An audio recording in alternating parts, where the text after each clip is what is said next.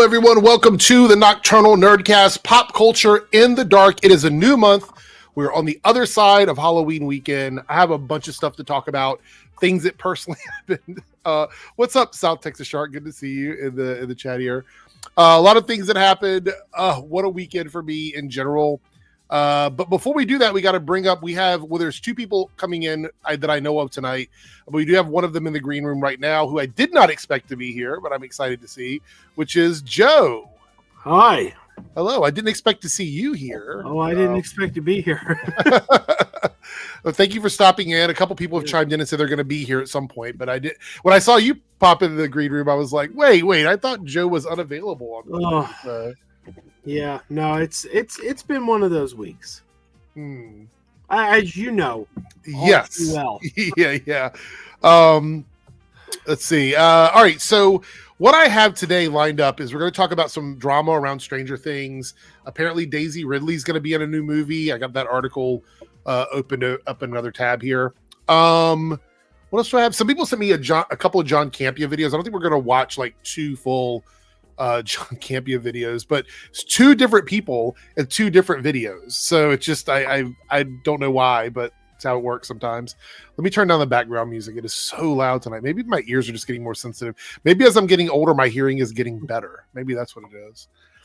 I made some changes to my audio. I have everything going through here into a virtual mixer on screen. So if it sounds weird or it's too wobbly or anything like that, let me know because I haven't checked it out yet. So, timey-wimey. Yeah, something like that. Hey, what is up, Jose? Good to see you. What happened to my car? We'll get to that in a second. Texas Shark. It's a long story. I'll try and make it short as possible. Let's see. Cameron here says Green Lantern stuff you missed last week. Yeah, I know there was some other stuff that came out, or there was other stuff that was left out of the actual link to the article, but I'm going to save it. I want to do a whole Green Lantern stream like in the next couple weeks where we can just talk about everything. Green Lantern, honestly. What is the super chat here? Oh, from Naruto, $2 super chat. Happy November 2026. Wait. 2026. November 2026 is a year away. I mean, it's an early celebration. I'm all for early celebrations, but that one's quite a ways away. But yeah, so this year has sort of flown by, honestly, in my opinion. I feel like it's been a very quick year for me. I don't know about you, but for me, it's felt like a very quick year. I've been very busy this summer, so I guess that's probably why it kind of went by for me. Let's see here. All right. So let's talk about my weekend and Halloween in general. So my costume never arrived. I had to get a refund from Amazon. It never showed up. Damn. They said they dropped it off at the address, but there was no picture, no nothing. So someone out there, I guess, got a large, maybe extra large, I'm not going to say for sure, Omni-Man suit from Amazon. So I had to come up with another costume. So I went with something that I did before, which was a giant stuffed bear. I have like it's one of those onesies that looks like a teddy bear, but then I made a piece to go over the face. So it looks like a giant like killer bear. So I did that. So I had a costume. So that's good. But then let's talk about what happened after I got home on Halloween. So we had guests staying because we had a Halloween party this past week and we had some family members that were in town until Sunday. And so I had to park in the front of my house, like on the street, because our driveway only has enough room for two cars. So I parked on the street and typically that's fine. My neighborhood is a dead end neighborhood. So there's not a lot of through traffic. So typically it's a very quiet neighborhood. So I was like, I'll just park on the street, not a big deal or whatever. Some point during the night, don't know exactly what time because I was asleep on the couch. At some point during the night, a neighbor's tree fell on not only part of their yard, but into my car. Now, we have two vehicles, so it's not worst case scenario. Like we can manage with the one we have. But my car is totaled. Insurance came over today and they looked at it and they said it's totaled. So they're going to give me the value of the car, which is not enough to get a decent car right now because my car was a 2016, so it's a 10-year-old car. So I'm gonna have to throw a little bit of money in to do that. But more on my neighbors in a second, because we have possibly the best lineup we could have at a show, and that is Jake is here now. So this is Joe and Jake and myself. This is a trifecta here of all different opinions because we always disagree on stuff. The three of us. That's why you bring me here, isn't it? We always disagree. Oh, there we go. Dalton already. You've not even been here 30 seconds. Hey, my supporters are nothing if not dependable. Oh, you're muted, Joe, or we can't hear you. Sorry. I was gonna say I find it amusing. You know, Jake and we disagree on everything. I find it amusing, but I don't think Jake is amused as I am. When I make jokes, he doesn't even crack a smile. Like I'll say stuff like we should have like a Siskel and Ebert type show. He doesn't even smile. I don't think he finds it as funny as I do. Well, just make better jokes. Oh, there we go. Right out of left field. Wait, left field from over here.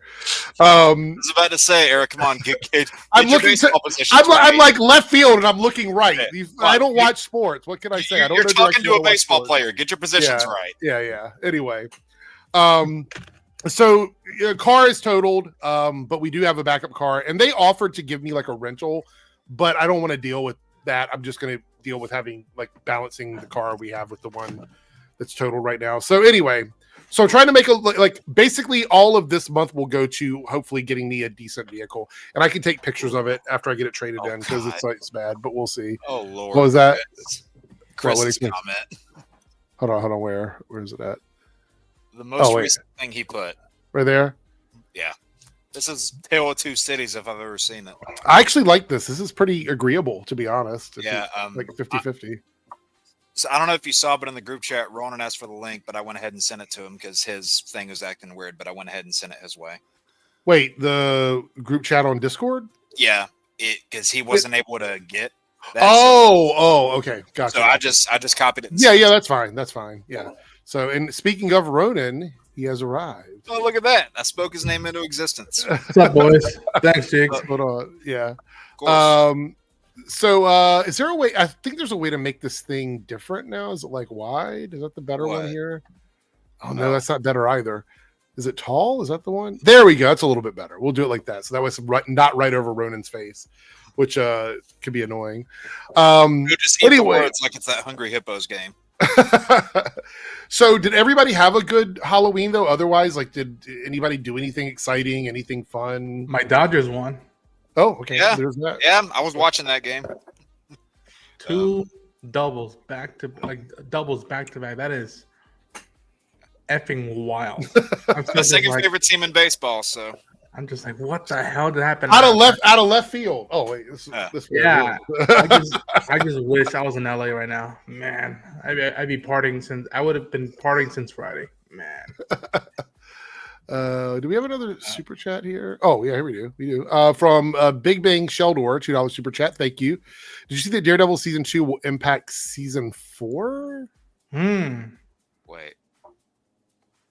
Well, it already has impacted Born Again with the inclusion of Frank. I think he means Spider-Man 4. Oh, okay. Oh, okay. Daredevil. That's Punisher, obviously. Right. Wait, no. Wait. Are we talking about? You have to be specific with titles. Are we talking about Daredevil, the show just titled Daredevil season 2 with the Punisher stuff, or are we talking about Daredevil Born Again season 2? Pretty sure they're talking about one season 2 is a decade old, and one season 2 is about to come out. So but it still could be the stuff from a decade. It still could be. I mean, I could be wrong, Sheldor, but I don't think Elektra is going to appear in Spider-Man 4. Right. I mean, I was going to say, Eric, I do get that point because, they did just in a movie this year pull something from almost 20 years ago and tried to make it relevant into another movie. That's little too much for comfort, but, I wish they would just call the next season 5. I kind of wish they would too. Yeah. Same thing with Dexter. Enough with the subtitles. Let's just season 10.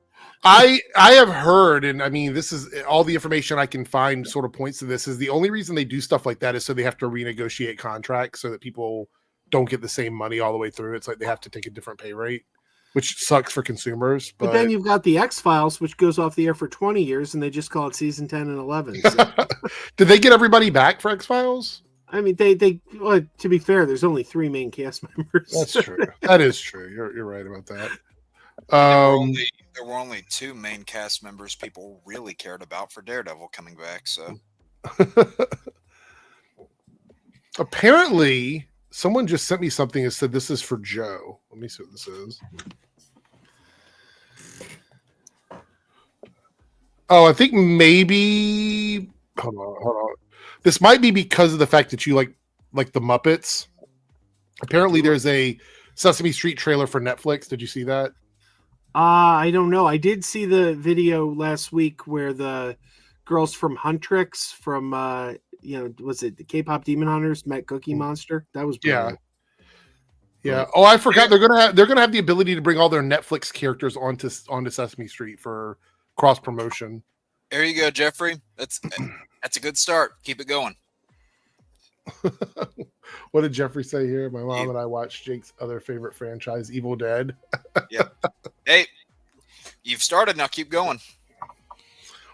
We got a $5 super chat from Sheldor. Anyone getting the Harry Potter audiobooks? The first one is out tomorrow, and Arabella Stanton is voicing Hermione, who's also playing her own.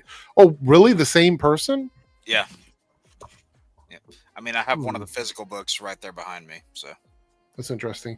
I'm not a big Harry Potter person, so I mean, if I'm going to watch anything Harry Potter, it's going to be the easiest thing to get. The audiobooks seem like it's too much for me to even bother to track down and listen. I'm sure it's probably on. Is it on Amazon? Is that where it's at? I think Amazon so. Prime. Yeah. So yeah, so because I know that's where a lot of people get their audiobooks from now, or Audible does it as well. But yeah, so for me, no, probably not. Not because I don't like her or I think she's going to be bad on the show. It's just not. Harry Potter's not really my big fandom, so it's not a big thing for me to track down. Is anybody else going to be buying the audiobooks or no? I mean, I like the franchise, but probably not.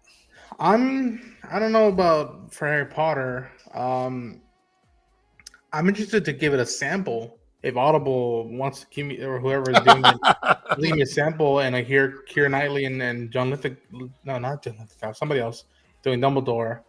I'm intrigued to it. I always say that like audio books or even like scripted podcasts is another form of entertainment that hasn't fully been tapped yet. The way I think now most of Hollywood's got into with video gaming and more non well known comics. So I feel like there's a ton of stuff. To me, one of my favorite things in entertainment that I've ever stumbled into was a scripted podcast of Wolverine.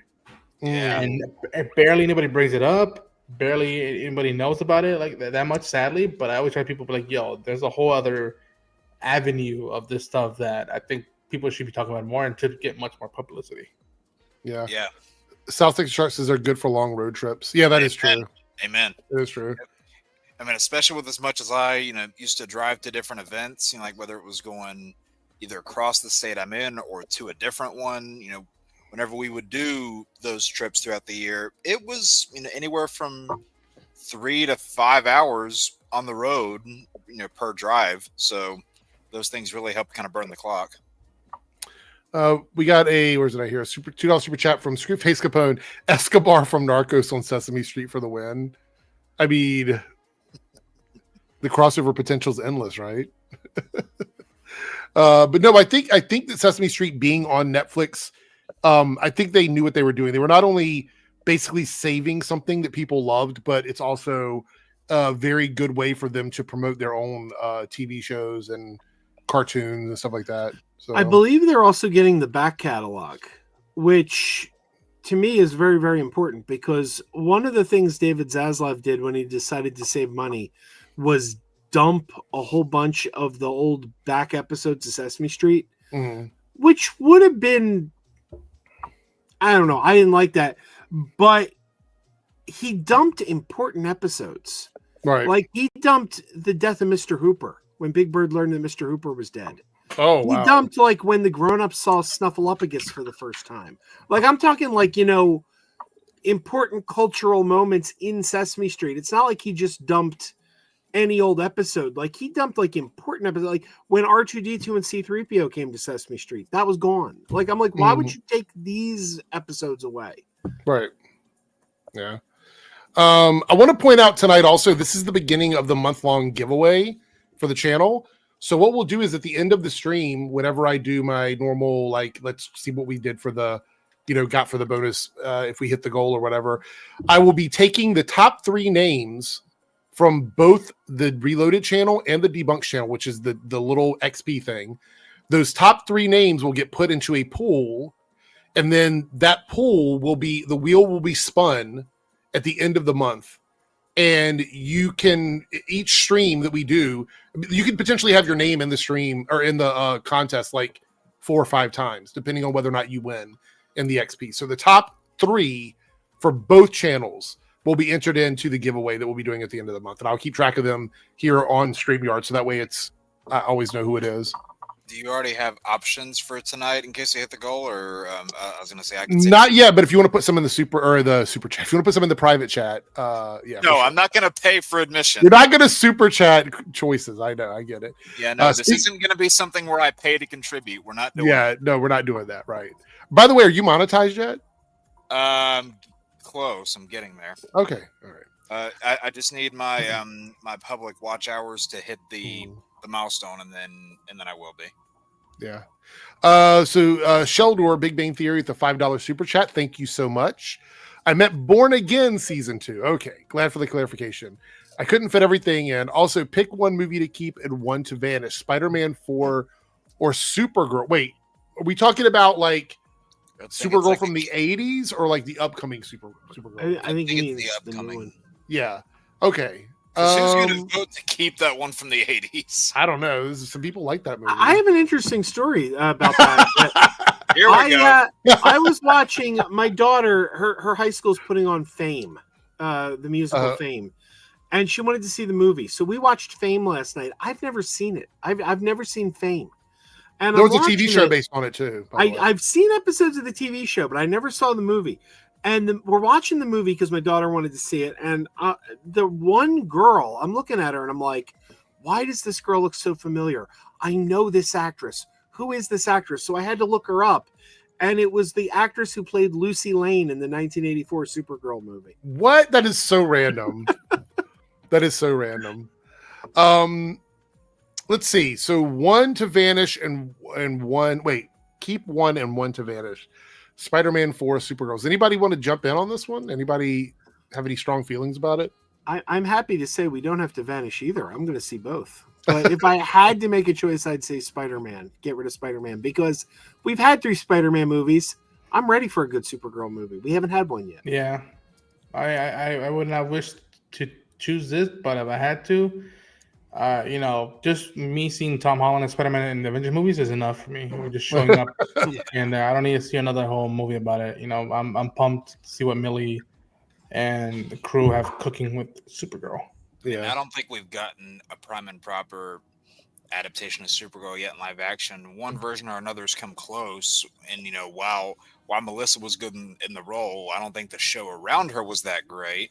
Right. While I liked Sasha in the role, you really didn't get to see enough of her in it. And I mean, let's face it, she was really not. She didn't really have a lot to do in Smallville either. So, I'm hoping we actually get a prime and proper version of her. I thought Helen Slater was terrific in the role, but that script was awful. I often wonder what that would have been if we got the Christopher Reeve version. Because I think Christopher Reeve was supposed to be in that movie and he decided he didn't want to do it. I think they pulled out key plot points because they had to get rid of Superman. So they had to fill it in with whatever we ended up getting in that film, I guess. They had to fill it in with Peter O'Toole holding a bottle going, squirt. Well, I like that the math teacher is a wizard. And he's got a stick with feathers on it. And he's like, this is the Burundi wand, pure, unadulterated evil. Yeah. And I'm like, you're the math teacher. Does it help with long division? Why do you have it? Yes, let's send her to Earth on a mission to, help preserve their bloodline. Oh no, we got to go off on this other lane to go to high school. It's like, what the fuck are we doing here? All right. Let's see. What did I thought I had something set up here. Oh, anyway, anybody who the way you can participate to get this bonus little basket of items with a signed t-shirt from me is just chatting. Chatting is good enough to get you into the list. You get bonuses for super stickers and super chats. It really depends on what tier you pick. But again, if you participate enough, it can make up for super chats and super stickers. So just be very active in the chat. And at the end, I will take the 6 names, write them down, and then we will spin the wheel at the end of the month and figure out who's going to walk away with a basket of goodies. All right, so let's bring up the first topic here. Let me make sure I have this set up. No, not the Sesame Street thing. That wasn't what I was trying to pick. So I sent you a few, not enough for a full, but if you want to mix either one of these in. All right, that's fine. Thank you. We'll just we'll just use all of it. All right, so here we go. Let's talk about the Daisy Ridley stuff first. You guys want to talk about that? I think that's sure interesting because I don't know everybody's opinion on her. So this is going to be an interesting conversation. So we found out that Daisy Ridley is going to be coming back for a movie. She's going to be playing. It's based on a true story of an ICU nurse who became a ferocious MMA fighter. I don't know a lot about this story. Like, I don't really know all the details. So for me, it's like I'll probably go looking for it at some point. Killa B will tell the story of Brioni Tyrell. Brioni? Is that right? Brioni Tyrell? A mother of 2 with a master's degree in nursing and a degree in molecular biology, who worked on the ICU by day, navigating the challenges of NHS, and that night transformed into one of Britain's leading cage fighting prospects. You know what's really interesting is that this is very Sydney Sweeney coded. She just did a movie about like a person with a very big physical presence. I wonder if Daisy Ridley's gonna do something along those lines and bulk up for this role. Well, honestly, it made me think of what they just did, like half a year ago, maybe even close to a year at this point. The thing they did with Emily Bett Rickards, that Queen of the Ring movie that they came out with. Yeah. As soon as I saw this, I thought immediately back to that movie. I love this concept though. ICU by day and then at night cage fighter. I'm like, yeah. And it's Daisy. I'm like, I want to see that. Outside of Star Wars, I like her presence and stuff. Like, I think I've only seen a few of her stuff, but everything I've seen of her, I've liked. I know there's this movie called I Wish It Was the End of the World, or Wish I Was Dead. It's something that looked sad and depressing, but it looked good. And I might even make an own watch it tonight. But like, I like her presence, and if she can transform to a fighter or whatnot and still balance that out, I think that A, that'll be good for her, and B, it'll be an interesting prospect to see her in that lens. Like, again, as much as I am a Rey fan and I have my issues with the trilogy, I want to be able to talk to her about something else other than just Star Wars. Are you talking about We Bury the Dead? No, there was something else. I forgot the name of it, but it looked and sounded sad as hell. So here is the actual person that she is portraying. So she isn't like bulky, like boxer size, but she's definitely a bit bulkier than Daisy Ridley is.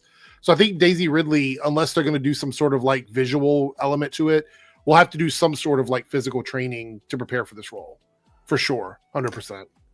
The movie's called Sometimes I Think About Dying. That's what it's called. Oh, okay. Yeah. Let me see if there's any other pictures. Sounds vaguely familiar. I hope it's good, because I feel bad. I like her, but she's just, since Star Wars, she's just done terrible movies. Like that Chaos Walking was awful, and The Cleaner, it was a complete ripoff of Die Hard, but not good. And it's like I want her to get a win. She did this one called Young Woman in the Sea or something. I haven't seen it yet, but I heard like I'm like, it's a heartfelt, sports movie about something that I'm not too familiar with. I'm like, yeah. Then there was that Kenneth Branagh film she was in. Murder on the Orient Express. Murder on the Orient Express. Yeah, I thought I liked her in it. That's probably the only hit she's had outside, because I mean they've made 2 sequels to that so far. Mm-hmm. Yeah. Moderate hit, at least. I actually like those movies. I think they're pretty good. They're not my favorite movies, but I think they're pretty good. I really like the second one. I didn't care for the third one too much. Haunting in Venice. Oh, you like Death on the Nile? Death on the Nile was really good. Let's see. I'm trying to see. No, that Orient Express movie has got a stacked cast in it. Aside from All the just movies her- do. Just Yeah. I want to say also, this is one of those roles where I feel like the channels that hate her can really go hard on this one because it's a role about a very powerful woman, and that's typically something they immediately like Dread. Yeah, because this is somebody who is a mother who was going out and doing something passionate like this MMA fighting that she wanted to do, but also using her knowledge and her schooling to have a very meaningful career as well. Sounds to me like it's a great story, but I'm sure they're probably going to be all over it, attacking it. I'm expecting, since the news is very recent, this week we'll already see videos. If not, there's already videos out attacking her for this or making fun of her for this. I'm pretty sure that fucking Fuck irritates the shit out of me and whatnot. Like, and again, I look at this shot of the real person in real life. That pose, that look, I could see Daisy like that. It just like you just gotta bulk up. And the thing is that people have to realize is that everybody's body behaves in different ways on how they bulk up and whatnot. So like, is there that aspect? And then the ability of like, you know, I'm already dreading hearing it. Like, she's not bulked up enough, or then like, what is this? You can't just do this, so. And it's yeah, this is muscle. Like, look at her arm right Yeah. here in this shot. Like, look at Yeah. this. This Yeah. is muscle. So I'm hoping this does good for her. I'm hoping I hope the movie is in a sort of win-win scenario where it's like it doesn't cost much to do, is of quality, and the word of mouth just like makes it nuclear for you to go like you got to catch it in theaters, even if it's in limited release, so and so and not. I mean, I hope it can be one of those movies that just catches people's attention because, you know, it's an MMA movie. It's, you know, like a warrior type movie. You know, it's just your grounded story and not, this sounds bad, but maybe not so much catches their attention. Damn it, I can't talk. Catches their attention because, oh, it's the girl from Star Wars. Like, don't have that be the draw. Have it be, oh, it's this MMA story that just happens to star this person. McLeod here going ironic given that Gina Carano is an MMA fighter and they goon all over. Well, the difference is that Gina Carano contributes to their echo chamber. They didn't like her either until she started. Right, until she started saying the stuff they wanted her to say. Which is weird because again, someone who doesn't agree with Gina's takes on stuff, right off the bat, I liked her character in both season 1 and season 2. Now, do I think she was gonna, I even hate saying like this, but like, do I think she was a scene stealer or not? No, but I was like, cool. This is another aspect of female characters in Star Wars that I'm not used to seeing, and also the little bit tidbit I knew of her character had me intrigued. And like, again, like I've always said it, if Gina just cooled it, she would have had her own Disney Plus show, and it was being lined up down the road. But then, she stuck to her guns and let her voice out, and that's the case one up. But yeah, it's ironic how much of that stuff is now linked into that side of fandom. What do you think about this comment here? LOL, Jake, we just had an MMA movie with the biggest star in the world. Look at the attention that got. What, Smash Machine? Yeah. I mean, some are going to hit, some are going to not. That's just the way the business is. I actually walked out of that one. Really? It wasn't that I hated it. Like, it wasn't a terrible movie.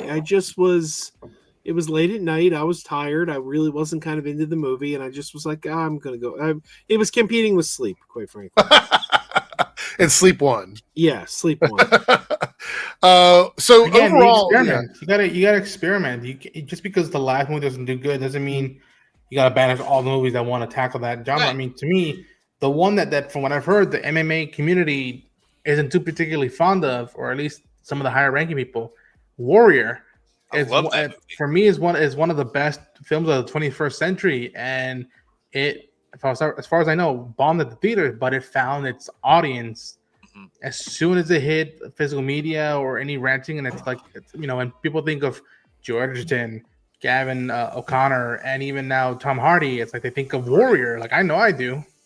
That's one of those movies where people, like, if they come to me and they say, hey, give me a movie to watch, just off the bat, that's one of the first few that I throw out there, just because it's easy to digest. I feel like it's very broadly accessible. It's able to draw people in, and they're not really paying attention to, oh wait, it's this person, oh, it stars this person. They're just drawn into the storytelling and the way it captures you, because that's the thing about movies. Maybe this is going to blow some people's minds. And this is again, coming from a film school grad, it's not about the story you're telling; it's the way you tell it. Yeah, and I'm on the word of the night today is dread, I guess. But even the junkets for this, bunch of Star Wars questions, and it's going to be very interesting because people are going to ask it.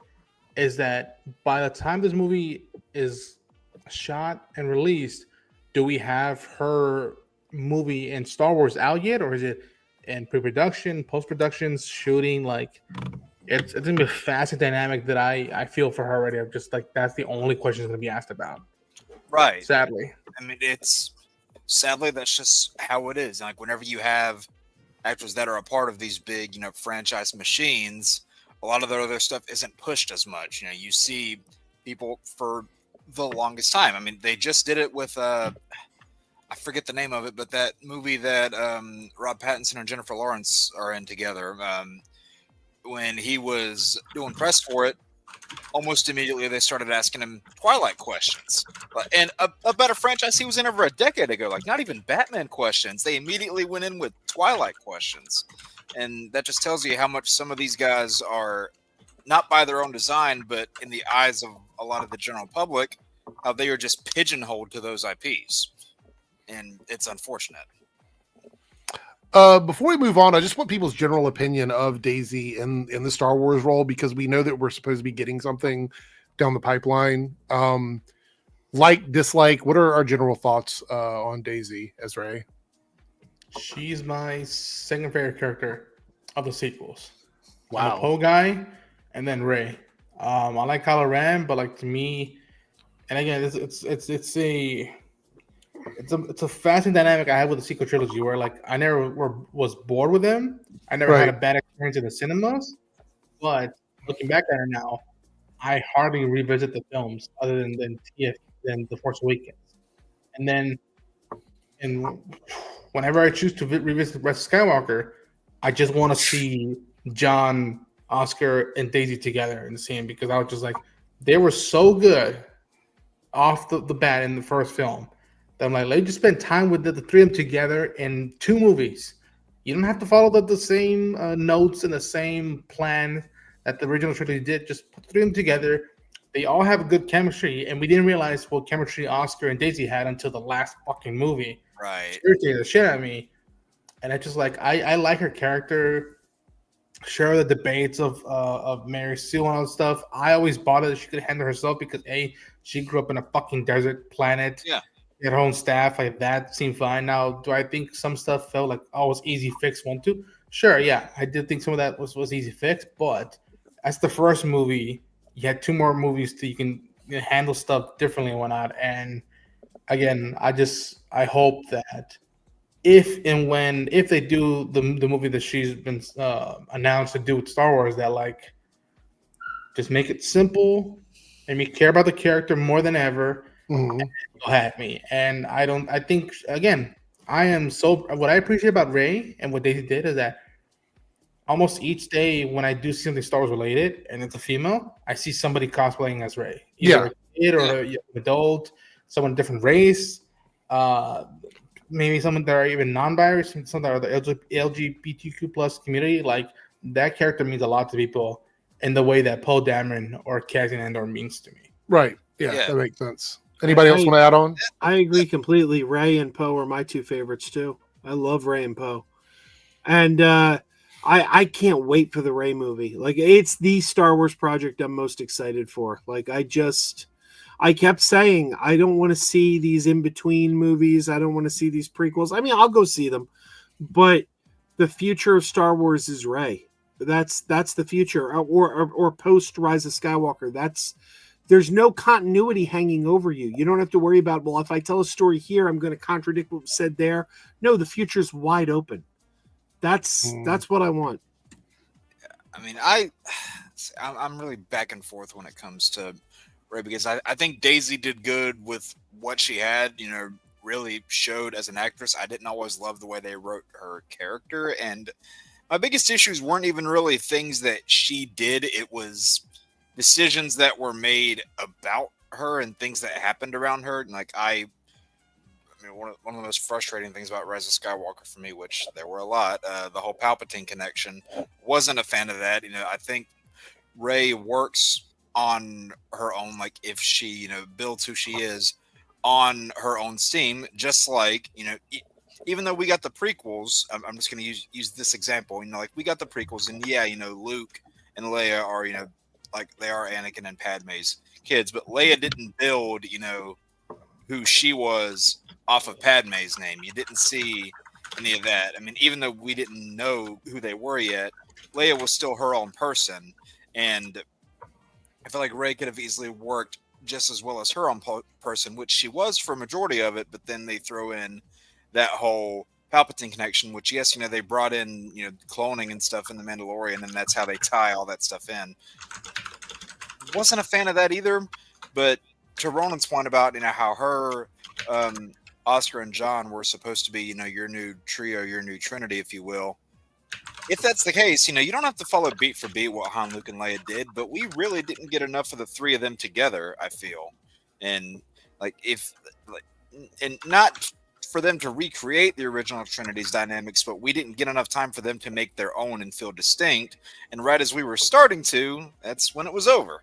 Yeah. And so I'm interested to see more of Rey. I would like it if maybe a different writer took the helm, because I want to see, you know, what I think was the best thing about Rey in the first movie is that, yeah, there were the pre-established characters around her, and she was one of your POV characters, I guess, if you will.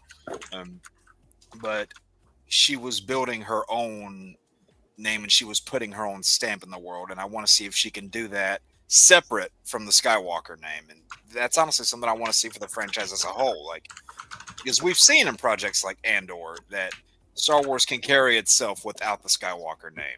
So yeah, and again, that's why I think she's so likable in the movie. I remember walking on the Force Awakens first screening, I was like, man, I did not think I would like the new characters more than I like the original characters in this movie.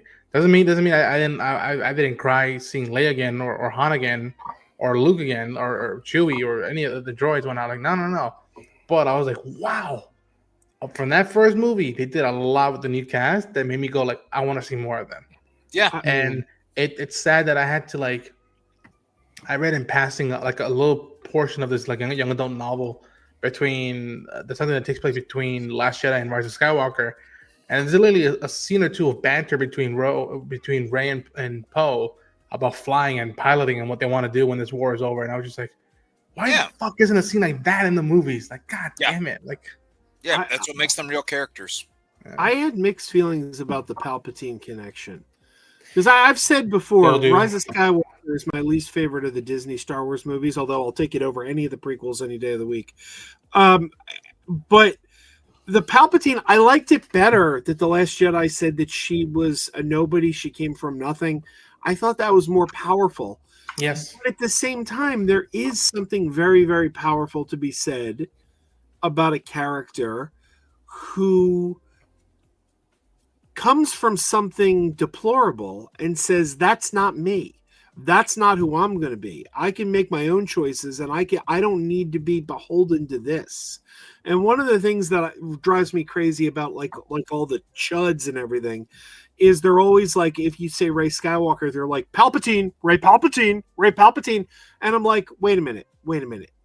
You believe in a world, or you're following a world where there are space wizards and the Force, and you can make rocks float, and you can tell the future, and you can do all these magical things with the Force.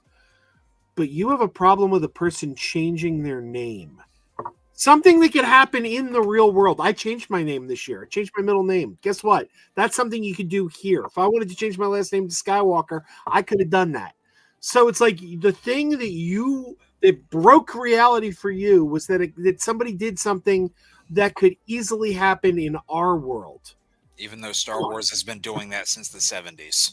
And I agree with him in plays. Yeah, I was gonna say Petman here. If you want to read this out, Ronan, go ahead. I love the idea of Rey being a nobody. We have a Jedi like Ahsoka, Obi-Wan, and Yoda who came from nothing and made a legacy for themselves. Yep. I agree with that notion. Like, I might as well with the Last Jedi, but the notion that she's not nobody's, again, it wasn't another setup for another novella or soap opera. Like, it was just like, yo, there were just people that like died, but the Force will that we put you with people that you belong with and that support you, and it's just like this is your, again, it's why I think what sometimes people with Star Wars miss the notion of found family that I love so much. Like, again, Han before Empire and before Return of the Jedi, mainly Return of the Jedi, Han, Leia, Luke, Chewie, 3PO, and R2, that was a found family. And maybe nobody said it, but that was a found family. Yeah. And I always, again, to Joe's point, people like the whole Ray Skywalker thing. People were like, what's actually Ray Palpatine? I always liked the notion. And again, it was always destined to be bumpy because, again, there wasn't that big of the monicum of a planning for this trilogy. In my eyes, again, I could be wrong, but in my eyes, I always thought the notion that, okay, the last movie is called The Rise of Skywalker, which doesn't sound conclusive for a trilogy and a saga. And you're putting to bed the Skywalker stuff, that bloodline lineage thing. I always thought it would have been poetic that, like, okay, maybe Rey doesn't adopt the last name Skywalker, but now they're no more, the Jedis are not called as Jedi anymore. They're called Skywalkers now. If you're a Jedi now, you're a Skywalker. And I always thought that was more beautiful and more poetry, the notion that, like, it rhymes. Much like the Jedi, they're not perfect, but they do their best to help others and whatnot. And like the Skywalkers have that destiny of, like, before Vader stuff, Anakin was doing his damnedest to help people. And if you look at the Clone Wars, more than the average Jedi cared about the kids or the people in the suburbs, or people that are from poor environment, because he grew up with nothing, with no money and his mom. And so I always found that notion of, like, no more Jedi. We're not called Jedi anymore. We're called Skywalkers. Right. And I was like, that would have been like, okay, you did something good there. By some miracle, you pulled something nice there that I would have. And Anakin's another character that, came up from nothing and, made his own stamp in the world. Yeah, he became evil later, but like just looking at his, tenure as a Jedi, it wasn't as though, he was, came from any, prodigal bloodline or anything. Like, he wasn't, some long lost ancestor of a forgotten Jedi. He was just somebody that saw what the Jedi were and aspired to be them, and then he was brought into the fold. He was brought in from, I guess, in a kind of a roundabout way, your typical hero's journey story. The destined one. Yeah. Space Jesus. Yeah. And, I mean, for all the people that say, that the prequels messed up with, the whole, like, being the chosen one and everything, he did technically bring balance to the Force if you look at it. Yeah. In the long terms. Yeah. Yeah. And, which is why a lot of people were upset with the whole Palpatine connection in the first place, because they're like, oh man, does this way make what he made in Return of the Jedi null and void? It's like, not exactly, but I get the frustration. It does. Yeah, for me, at least it does. And again, I don't lose sleep over Rey Skywalker, but I don't like. I'm not a huge fan of it, but I'm like, I wouldn't have done that. And like, I think if you look at it now, Poe makes it out the end in Rey Skywalker. So does Finn. Poe, for those who don't know, Poe's parents in the comics and novels are veterans from the war. They fought in the rebellion, and bumped into like the big names like Han and Leia. Them, so they knew that like the Dameron, both his mom and his dad were veterans. So there's a whole angle that you can lean up with, like legacy from people who are not Force sensitive or Jedi Knights. That just came up from the war, generational people. You have Finn, who was taken and came up through the ranks as a stormtrooper, and now he's a rebel. Like, that's, to me, there's that legacy you think of, and Rey being the nobody and then her leading the charge. I thought that was such a perfect dynamic that you keep that and then you run with it later down the line if you want to revisit these characters. Yeah. So with that being said, where do we want to see Rey go from the end of the trilogy? Well, something that they did in the sequels that I wish would have got more attention. I don't know if they'll bring this back, but the bit that you saw in Last Jedi, where Luke talks about all of the the ancient Jedi texts, you really didn't get to see a lot of that. I really wanted to because we would have seen more of the Jedi world building. Nice, but maybe Rey can rediscover those, and for this new generation that's coming into Star Wars, maybe reinterpret the meaning, and maybe reinterpret what those texts could be, or maybe it gets to the point where if she is the one that's carrying the Jedi forward, maybe she puts her own inscriptions into them for generations to come. We might see her as kind of like what we saw with Luke at the beginning of Return of the Jedi, where he is, in his prime now. He is that, symbol of hope that, is there for all of the galaxy, basically. And that's how we'll see her make her stamp on her own without ties to any of the other pre-established characters. Okay. Just an idea. Anybody else?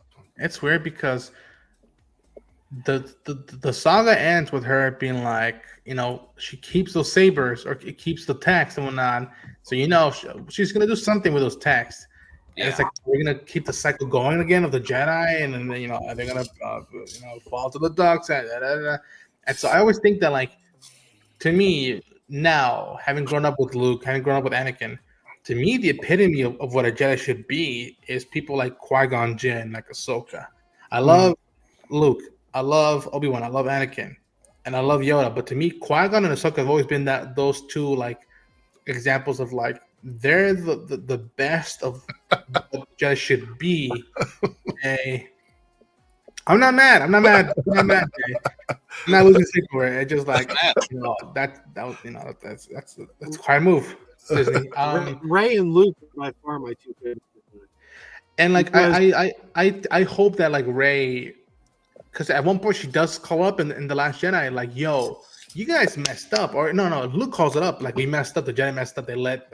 And I was I remember being ooh, stay with this, deal with it, and talk about it. That is a movie right there.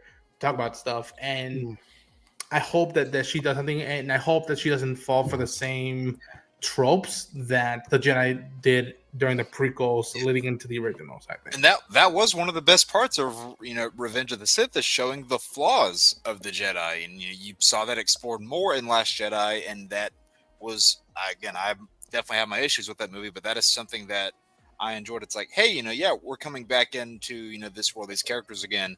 They're still not perfect. They still made a lot of mistakes, and now we're past the point where we we're with the main characters, and now these new characters get to come in from an objective viewpoint and be hey, this is messed up. You guys really screwed the pooch here. So, all right. Before we move on, Joe, what about you? Any wishes for Rey after the sequel trilogy? I mean, I'm curious just to see where they take us. I don't know. I have faith in the writers. I'll just let them take me on the ride. So you're very open to whatever they're willing to do, essentially. Yeah, I'm excited to see what, and I'm probably going to mispronounce her name. I apologize. I'm excited to see what Charmaine Obaid Chinoy has. I think that's pretty close. Yeah. We do have a super chat from Staggervore here, 199 super chat. Will Netflix include past seasons of Sesame Street? I believe the answer to that is yes.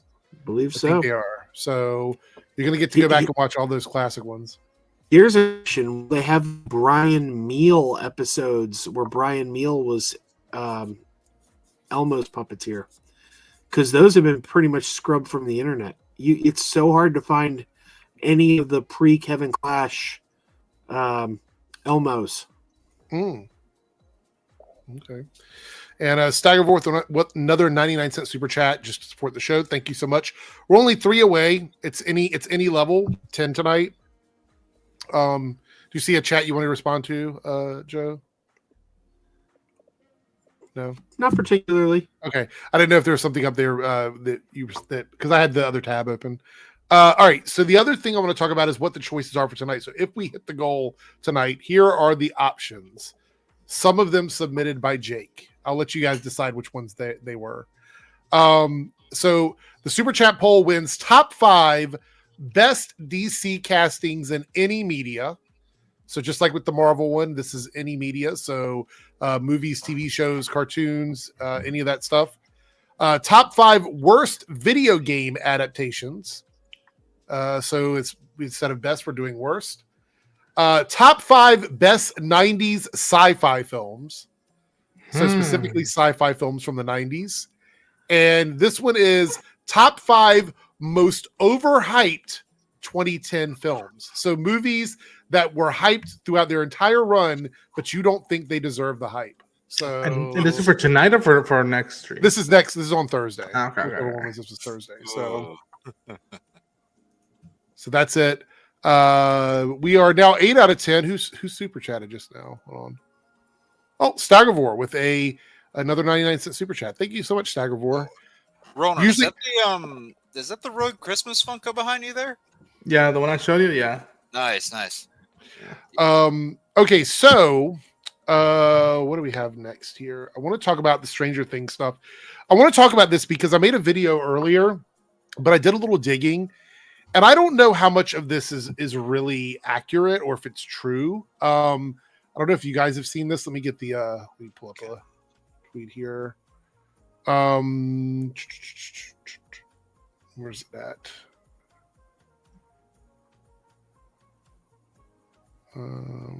Holy crap, did I really bookmark this many things? I feel like I did. Holy crap. How many do you have to scroll through to get to it? It's endless. I know. I thought I had it at the top, but I guess never not. ends. Anyone can name what movie is that from. You are awesome. I can't. All right. I don't know where this tweet went. Holy shit. It just vanished. Maybe it's getting pulled down because I think the sources are in question. Questionable sources on the internet? Yeah. Okay. So essentially what we saw today, and I saw it on several websites, including People Magazine and Hollywood Reporter, talked about a accusation of harassment from David Harbour to Millie Bobby Brown prior to filming, meaning that this was something that had been happening previously, it going into the filming for the final season. Now, the source also provided a bunch of other random bits of news or whatever, but it does look like, actually, let me read. I know that I have the actual allegations here. So the report said that Millie Bobby Brown filed a formal complaint against David Harbour ahead of filming season 5 of Stranger Things. The complaint described as covering harassment and bullying, but not claims of anything sexual. Because I know a lot of people thought there might be some other shady shit going on. It's not. It is claims of harassment and bullying. This source says that there were pages and pages of accusations and that an internal investigation happened in between the seasons. Neither Netflix nor the representatives of Brown or Harbour have publicly confirmed the outcome of this investigation. I understand Netflix and David not saying anything, but her rep not saying anything is a little strange. Well, go ahead. I was going to say, I don't know if the article that you have says that, but in the one that I read, it says that she had to film the series finale like with a rep present, like the scenes that they had. They were filmed with a rep present, apparently. It says here the timeline appears to place the complaint before the filming of season 5, and the investigation ran into the production period. The media coverage also connects 2 separate issues involving Harbour's personal life, his separation from his wife, Lily Allen, and something else that happened, and those are distinct from Brown's allegations. Now, here's the issue. This is what's not clear in this scenario. The specific details of the alleged bullying harassment, what exactly happened and in context, have not been made available to the public. So we don't know. It's a very gray area in terms of what happened. The result of the internal investigation remains undisclosed, and there's no confirmation that anything even happened because no one is saying anything. So there's no disciplinary action or anything like that. Because reporting is based mainly on one media outlet, which, by the way, is the Daily Mail. just so everybody is aware. If you're not familiar, Daily Mail is not the most reputable outlet. Using an anonymous source, the veracity and completeness of the claims are somewhat murky. The complaint reportedly did not include any sexual misconduct allegations. That reduces the scoop, but doesn't diminish the seriousness of bullying and harassment. So this is one of those situations where just an accusation can fuck you over. Honestly, because we've seen it happen before. People get accused of stuff, and when no one wants to come out and say what really happened, it leaves it up to the court of public opinion. And the court of public opinion is not kind when it comes to this kind of stuff. Nope. So let's look at this from both sides, and then I want to get everybody's opinion on this. If this did happen and there were no actions taken, and all of this is true, that's fucked up, and Netflix should have done something about it. Period. Right? But if it didn't happen and no one's saying anything, it's only going to negatively affect David Harbour. Right? Because he's the one that's being accused of the harassment and bullying. So he's already going to lose fans over this because that's just the way this works. Some people are just going to not support him. They're going to boycott shit with him in it simply because there's been an accusation made, right? You're just going to have people that go off the headline and nothing else. Right. So what is everybody's thoughts on this? Do you believe any of this? Is this something that's going to affect your viewing pleasure of Stranger Things? Are you not going to support anything with David Harbour in it? I really just want to hear everybody's kind of opinion on this. Man, this one is interesting. Here's the thing. I'll say this. That I don't know if it'll affect my viewing about it because up until this point, they've come off as decent people and talented actors, and I appreciate that about them. Granted, we are weeks away from the season dropping, at least the first third part of it. And I'll say this about this article and all this stuff coming out. When the whole Depp and Heard stuff came out, as far as my recollection goes, I didn't go immediately going, team, I was like, what? Johnny Depp, really? I heard he's very, at that time, I think that I remember was just like, wow, he seems very, what's the right word? Charismatic, and he got the whole thing and whatnot, but he had at that point had done a lot of charity stuff, and he seemed like a decent person who just liked his own privacy and whatnot. And then all that stuff blow up, and it felt like people were just jumping on Hurt's defense and all that. Which again, I don't blame people for wanting to support women when it comes to abuse, or harassment. But soon, right afterwards, not even soon, but like within the next following years, stuff started coming out, and then that trial happened, and then more stuff coming out, and then people were going, wait, what the fuck? And it's just like, it goes to show that I'm not going to choose sides. I'm not going to do saying this and this and this until everybody shows their cards, specifically both Millie and David. And part of me does feel like this is none of my business. It's between two people that should be dealt with between them. I don't have to get involved in every single thing like this. But because I do watch their stuff, I hope that this is BS, or at the very least, I hope this was just something that just happened a while back. They both addressed it and made peace with it. And then this stumbled upon someone's article and was like, it's slow news day. Let's just put this up. And but again, we won't know fully until we hear from both parties. And again, I don't want to hear parties. I want to specifically hear from both of them specifically. And see how I feel about that. But I'll say this, if this is true and it's a continuing, there's been no resolve, no peace, I will be bummed out. Anybody else have any thoughts on it? Oh, before that, though, I want to point this out here.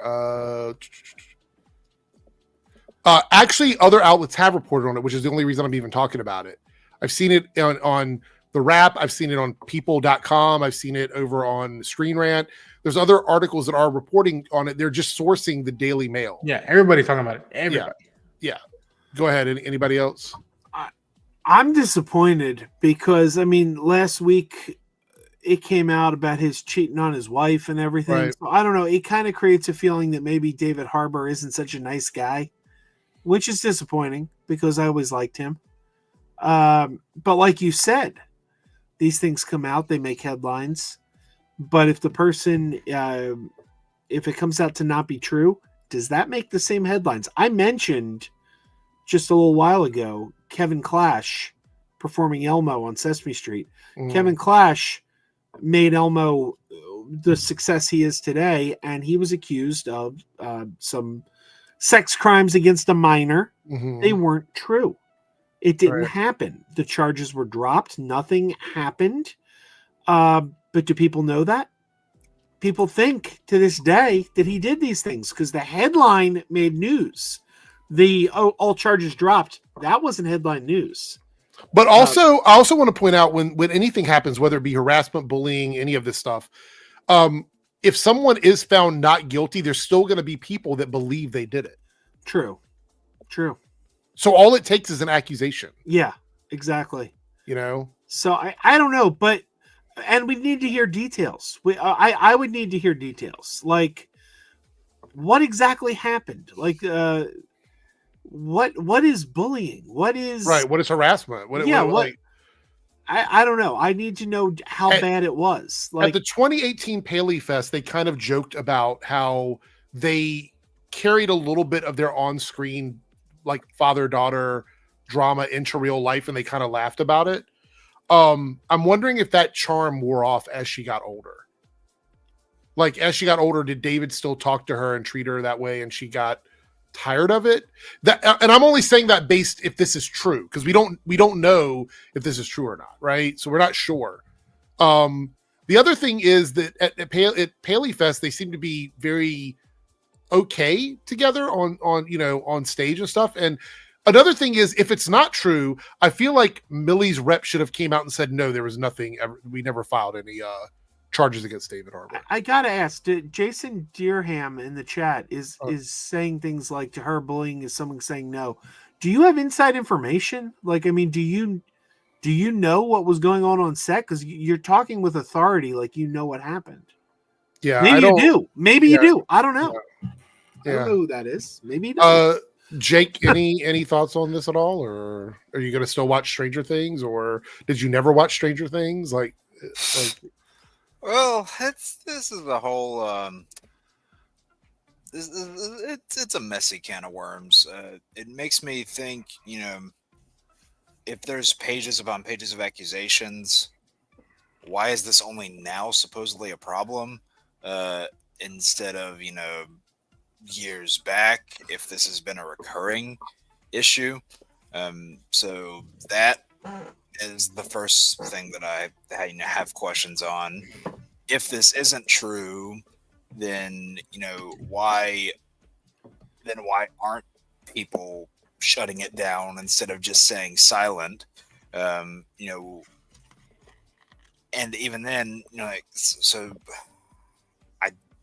I want to try to give people the benefit of the doubt here, but say whoever reported this Daily Mail say they got their information wrong, you would think Millie or David or whoever would have contacted them and said, hey, this is also this is incorrect. I would like to think that Millie herself wouldn't stage that lie or put it out there. I would like to think that yeah, we have to remember that this source has never claimed to be connected to Millie or David or anybody.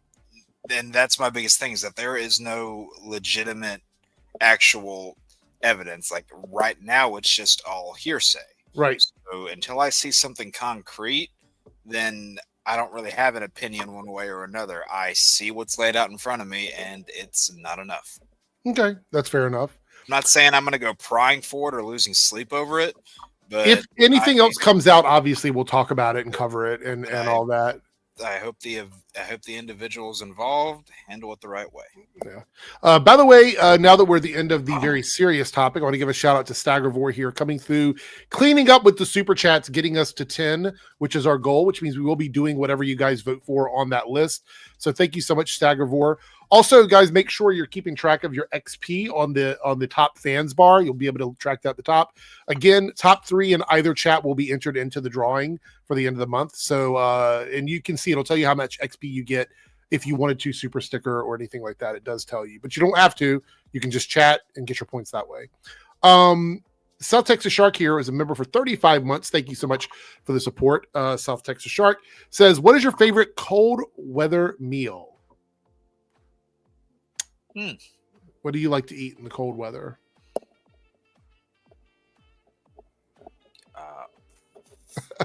I think he's talking about like chili or soup or something like that. That kind of. I'm a sucker for chicken corn chowder soup. Okay. I like birria, and I like. I mean, you really can't go wrong with tacos al pastor with a nice horchata to balance it out, and some radish cut in slices. Ooh, that sounds so good to me. I'll go with you know what? I'm a sucker for French onion soup, so I'll say that. I like pizza. I was literally gonna say, I've had in the weather being, in like 20 degrees, 30 degrees, having 2 slices of pizzas in my hand, and I'm like, that's one of the sweetest things I've ever had in my life. I'm always down for pizza. I immediately thought of multiplicity when Eric said that. My God. Oh, pizza goes on wallet, Steve. Let me tell you, while we're talking about pizza, I have created the best at-home pizza that I've ever had, and it was a total accident. Oh. So we have a little farmer's market where you can go and get fresh made stuff. And there's a little couple that makes like fresh pizza dough. So I would always buy that pizza dough. And Eric likes pizza, water equals wet. So I always get the fresh pizza dough. When I came home from work the other night, I accidentally used the wrong kind of red sauce on my pizza. Now, typically I use like a pizza sauce with like all your like normal pizza spices and things like that in it. But for some reason, we had a jar of, how is it pronounced? Spicy arabolado sauce. I can't remember what it was. You're muted, Joe, by the way. You're still muted. I'm chewing, so I didn't want to be. I didn't want to be on mic. That's okay. That's all right. It's like he's muted. Is he trying to talk? But anyway, so I covered the pizza in this red sauce that looks like just normal. There it is, arrabbiata, Jasmine. Thank you so much. I covered it in this sauce, right? I didn't look at the can, which was my first mistake, and all we had was like Tillamook cheese, which I don't know if anybody's ever had Tillamook cheese, but we didn't have any of the normal cheese, the shredded mozzarella that I would use. So I used the thick slices of Tillamook with this sauce that I had no idea what it was. And I threw some old world pepperonis on top, the little cupping pepperonis, a little bit of bacon on top of it, the really crunchy bacon. And I cooked it, right? So I pull it out of the oven and I take a bite, and immediately the sauce tastes strange to me. But I'm like, holy shit. What the fuck? I took another bite of it. I'm like, this does not taste like the normal pizza sauce that I order online. And I looked and it was like this arrabbiata sauce. And I was like, this is the best fucking pizza sauce I've ever had. So my suggestion is, if you're going to make a pizza at home and you're using your own sauce and you like a little spicy kick that still tastes like tomato sauce, grab some of that sauce and use that instead of the normal stuff you would use. It is incredible. I'd probably even have it with pasta. It's just that good. And again, I'm not a super spicy person, but it was so fucking good. Matter of fact, since that accident happened, I've made pizza at home 4 nights of the 7 nights since that happened, with different size crust just to put that sauce on it because it's so fucking good. So I'm going to give you a little bit of a pizza hack here, if you will. And this is something to do, like whenever you're having a pizza that's delivered to you. So like it's still hot in the box. So I'm going to give you these little simple steps to make the pizza that just got delivered to you even better. So what you do is you preheat your oven to 400. You put your pizza just on a baking sheet, lined with aluminum foil. You top with some sprinkle of Italian seasoning, basil, red pepper flakes, and grated cheese. You bake it for about 5-7 minutes, and then that instantly makes whatever you're having like 10 times better. Okay. Notice that with multiple different pizzas that I've had. that set of instructions makes it so much better. All right. So it says that I got a little error that says it lost the audio from my screen share, but I wasn't linking audio. We were just looking at articles. So I'm not totally sure why that did that. Anyway, here's the next thing I want to talk about. This is interesting. I actually have another AI thing we're going to look at here in a second. But this one's interesting because it does come from a studio or from media, I guess, that I love. So the Japanese content trade group Coda, whose members include Studio Ghibli, has issued a letter to OpenAI demanding the AI company stop using their content to train Sora 2. Sora 2 is the one where you're getting like actual, like full videos and stuff like that in it. Coda has confirmed that a large portion of content produced by Sora 2 closely resembles Japanese content or images. Coda has determined that this is a result of using Japanese content as machine learning data. In cases, as with Sora 2, where specific copyrighted works are reproduced or similarly generated as outputs, Coda considers that act of replication during the machine learning process may constitute copyright infringement. We're going to see the shit hit the fan, probably, I would say, in the next 6 to 8 months, where these companies that are selling products for people to make with AI are going to have to start paying copyright. They're going to get sued. This started when people were just making pictures, like images on social and make it in the Ghibli style. And people wonder, wait, what the fuck? This isn't Ghibli. Like, nobody drew this like that. Like, you're just basing it off our style. Not even drawing it yourself. You're using AI to do it. Yeah, this is, again, George R. R. Martin, Ghibli now. Like, it's the snowball effect. Yeah. Just rumbling down the field. And God knows who's going to hit. Any company that gets involved with AI to make things now when this AI stuff is already involved in copyright infringement shit it's a bad idea. Like, these lawsuits are going to scare people away from using AI companies because of this reason. Because if this happens, say for example, you used AI Sora to make a animated film that gets a distribution deal with one of these other studios. Once that lawsuit happens and they end up in court, it affects everybody who's got any financial stake in the project they're working on. This is bad for AI, and this is going to be the guardrails we've been asking for. Now, whether or not it's going to be good, I don't know, because, I think we have an antiquated DMCA system right now that we still deal with YouTube and stuff.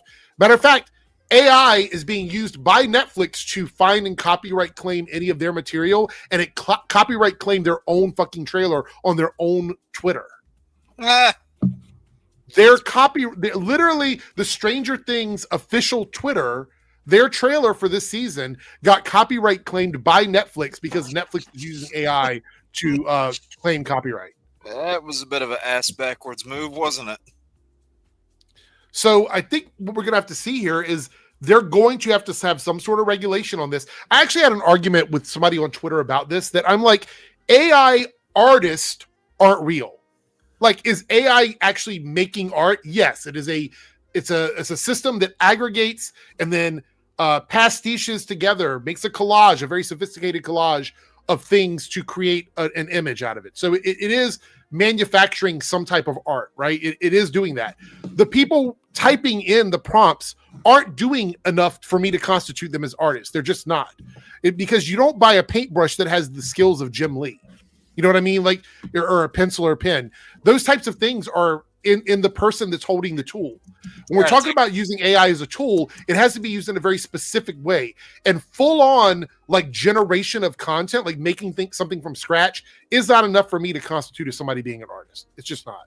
I mean, just because you download a paint software doesn't mean that your, digital paintbrush has Bob Ross's digital hand attached to it. It doesn't mean that. Well, we've seen pictures of AI artists where the name of the original artist is in the actual fucking recreated thing, So, Joe, you got to jump out of here. Yeah, before I go, it's hard to believe, but I have actually seen. I know this is really, really, really hard to believe, but I have seen some AI art that is better than Rob Liefeld. I mean, the bar on that is very low. But anyway, no, thank you for hanging out, Joe. I appreciate you being here. Hey, thanks for having We'll see me. you tomorrow. Yeah, I think I'm doing my show tomorrow. So Okay. hopefully. By the way, did you get your codes? The digital codes came out. Yes, thank you so much. Yeah, I won the 90210, one of the winners of that contest. So Are you, shout out to you going to Paramount. make the stream tomorrow, or are you going to be watching 90210? I will probably make the stream tomorrow. So we'll see. It's a lot to watch. Anyway, thank you, Joe. We'll see you later. Yeah, man. But like I had this argument where like I just don't consider writing prompt. Are you someone that is helping the system create the work? Yes. Are you the actual artist? No. That's the way I look at it. You know what I mean? Like you are essentially it's the same thing as standing over the shoulder of somebody who can draw and saying, I want you to draw this thing. This is how I want it to look. And then that person draws it. That person is the artist. You are not. Right. Yeah, you're a supervisor. You're a director. You're not the actual person on the ground doing the thing or not. You're not like it's like the opposite of Ratatouille. It's like, you're controlling the person that does the job. So for me, it's very simple here that this kind of like pushback on AI is going to, for better or worse, create some sort of framework for what is okay and what isn't. I'm usually right about this, so let me just go ahead and throw in what I think is going to happen here. This makes the most sense to me because it's the way it's always worked. AI is going to push and push and push until they actually end up going to court over this and some type of law is created. What's going to happen is they're going to have to pay studios to use their artwork. So then the individual artists that are working for these studios will either sign off on letting their work be fed to this machine, or they're going to have to go to a studio that isn't doing that. So that's what's going to happen. I think it's this trade group here, Coda, will never allow that to happen. I think we will never see Japanese art done this way because they would find it to be absolutely disrespectful to the work that goes on into this. I'm pretty sure any of these studios that work closely, especially with like Studio Ghibli, would not do that. I could be wrong, but I think, that's not going to happen. As for American companies, a lot of them will sign off on this if there's money to be made, which means they'll say, hey, you can use our characters. K-pop Demon Hunters, right? We love K-pop Demon Hunters. Sora would love to use that style to train some of our stuff. And then we can cross-promote K-pop Demon Hunters' second movie by letting people create their own K-pop Demon Hunters art. There you go. Congratulations. We're going to let you feed all that to your system. That's what's going to happen. And they will do it for money. So this will start that process. The end process will be individual companies getting paid tons of money to feed their artwork directly into these machines, whether we like it or not. And at that point, it comes down to the individual companies, and there's not a lot that can be said about it, because once they start doing that, it is all on them as a company. But I will say, let me stop sharing so I can reshare and see if I get the audio to work again, even though I don't think it matters. Speaking of AI nightmares, I saw this today, and even if the audio doesn't work, it doesn't really matter because it's probably going to get copyright claimed. The AI stuff doesn't get claimed, but the music will for sure. So Coca-Cola's annual Christmas commercial is AI generated again for a second year in a row. Oh, no. Come on. The company used even fewer people to make it this year. So they cut back the already skeleton crew art force they had. It says here, we need to keep moving forward and pushing the envelope. The genie is out of the bottle and you're not going to put it back in. That sounds absolutely disgusting to me. It's absolutely disgusting. And the commercial is ugly as fuck. Someone said that while counting their bills, like in their office, and they probably... Never mind, I'm not going to say that last part. Anyways. Let me mute it. Hold on, go ahead. Let me mute this. Whoever thought this was a good idea to make this Coke commercial was probably consuming too much of the other kind of Coke. It looks ugly. Like every shot of it is like the center frame fucking zoom in, zoom out. There's no fucking cinematography to this at all. It looks so artificial. I can't believe we reached a point where I can tell the difference between whether or not a commercial was made by an actual person or if it was made by a fucking computer. Well, the This thing looks is so soulless. with how, granted, just at this screenshot right now, or if you go back a few seconds to that shot with those otters or whatever the fuck they were, you can see, and maybe this is just my eyesight, but you can see the digital markers all over it. Well, not only that, but it's always like this is the way AI does this. There's no dynamic camera angles, really. It's like this: zoom in, Static shots. zoom out, zoom in, zoom out. And even when it's moving, it almost looks like it's not actually the picture that's moving; it's the object in the center that's moving. And I've said this so many times. Whenever they make something that actually moves, it's the same 1 to 2 patterns on loop, on repeat, and you start to notice that trend very quickly. Right here, that's the same. That's the same shot every time. Yep, that's the same shot from the beginning. Here's that same shot again. Same shot again. It's the same fucking shot. Here's the mirrored. The shot is mirrored on the other side of the screen.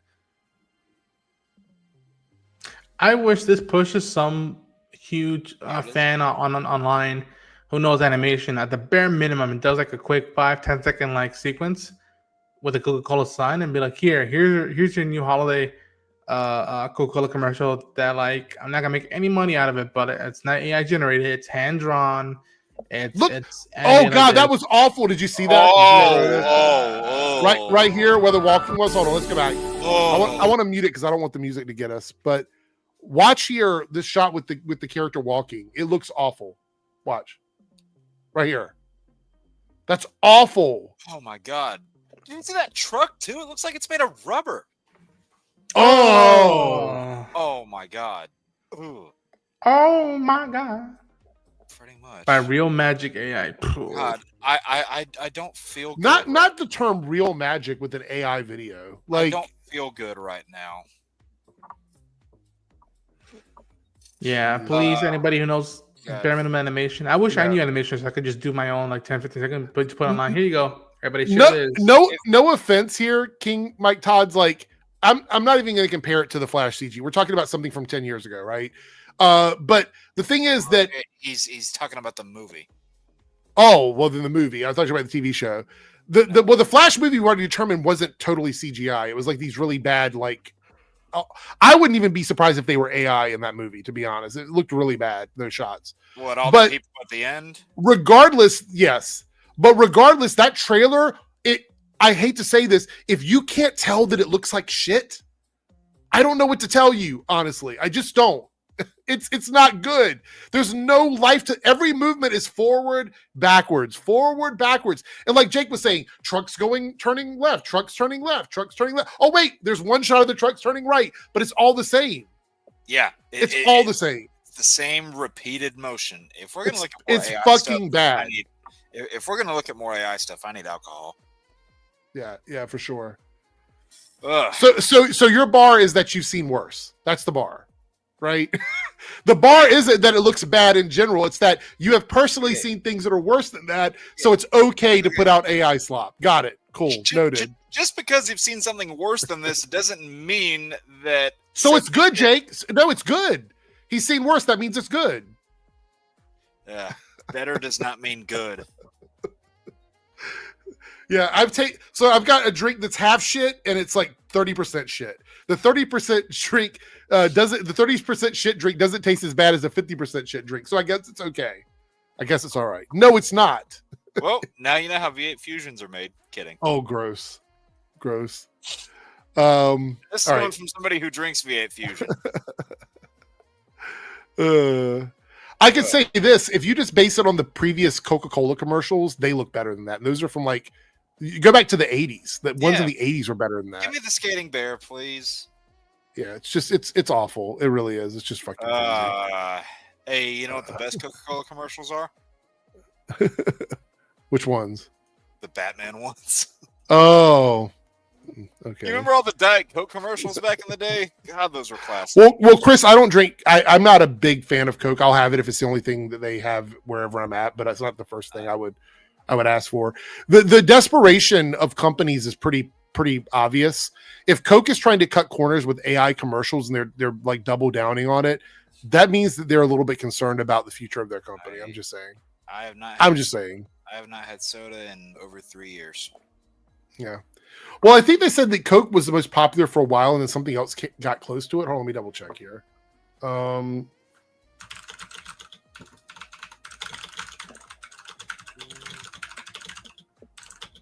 Darren said he might try to make it for the lists. Well, he needs to hurry up. It's an hour and 30 minutes where we're about to get started.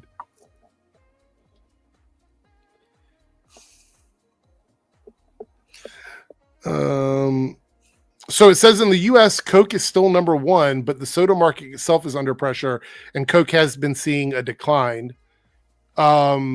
Regular small bottles are going for $30 now. It's like nobody wants to spend that amount of money. It's just like it's a chokehold. Yeah, I did see Hylian that Coke is rebranding Pibb Extra back to Mr. Pibb. I did see that. Well, the thing is, cherry flavored sodas are becoming more and more popular. So things like cherry Pepsi, Coke, cherry Coke, Mr. Pibb, even Dr. Pepper, which isn't really a cherry flavored soda. It does remind people of cherry. Yeah, well, it's got its own cherry flavors too, doesn't it? Yeah. Pepsi's better. I agree with this. I like Pepsi better than Coke, but I'm not a big fan. Even when I drank soda, I really didn't drink Pepsi. My go-to soda when I drank it, for a time it was Mountain Dew, but then the ones that I was stuck to for the longest amount of time were Sprite and ginger ale. You didn't offend me.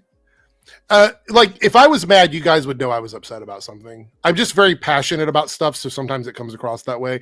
There's a lot of my friends that are like, you get so angry about stuff sometimes. I'm like, I'm not really angry. I'm just very passionate about stuff. I care. Look, let me put it this way. I give a fuck about art. I love art. It's literally what I do for a living, whether it be music or painting or doing stuff on Etsy shops, things like that. I live and breathe art. It is my entire career. Being here on YouTube, talking about this stuff, everything that I have done in my adult life to make money has been connected to art. So when I see people trying to circumvent the creation process, these corporate, like Coke doesn't give a fuck about you guys. Okay. Make this very clear. Coke as a company doesn't give a fuck about you. Right. So when they try to circumvent paying artists for work that could literally launchpad their career for the rest of their lives to put AI slop out of it, yeah, I get fucking mad about it. I get mad about it because I presume that we're all here because we like movies and TV shows and cartoons and comic books and shit like that. I presume that's why we're all here. Newsflash to anybody that has any sort of like other way of thinking about this, AI is going to destroy that shit, man. It's going to destroy it. It literally will destroy that community without any, in that business, that hobby without any sort of regulation. So when I see a company as large as Coke doubling down on AI, I get disgusted. It makes me really sick to my stomach. Because you think about like the idea of AI for us to joke around with on the internet and make fun little videos. I don't give a fuck about that. I don't give a fuck if you want to change your profile picture to some AI photo of yourself looking like The Rock. I don't care. I don't give a shit about that. I care about these large companies getting rid of entire art departments to put out AI content. Whether it looks good or bad, it is unethical in my opinion. And that will always be my stance. And I don't care if people warm up to AI anymore. Like, I don't give a shit. Like, I'm never going to defend a company firing people like they bragged about. We did it this year with even less people. They fired people. The AI artists who were there got their AI asses fired. They helped them last year and then they got fired this year. That's crazy. Not only is it unethical, I feel like it's just a complete disrespect to the hard work that it takes to do this stuff for the longest time, and then the hard work that it still takes to put good quality stuff out there now. It completely shits on that. Yeah, Matt Jarbo already jumped in my Twitter, by the way. Let me see if I can find the tweet here. Look, I don't have a problem with Matt, but he jumped on my Twitter about this. So there's nothing personal here. But let me see if I can find it here. Where's it at? Oh, right here. I'll share this tab. Right here. All right. So I shared this over on Twitter where somebody put AI artists aren't just pressing buttons. Our tool is our computer, our brushes, cameras, clay for others. No, it's not. It's fucking not.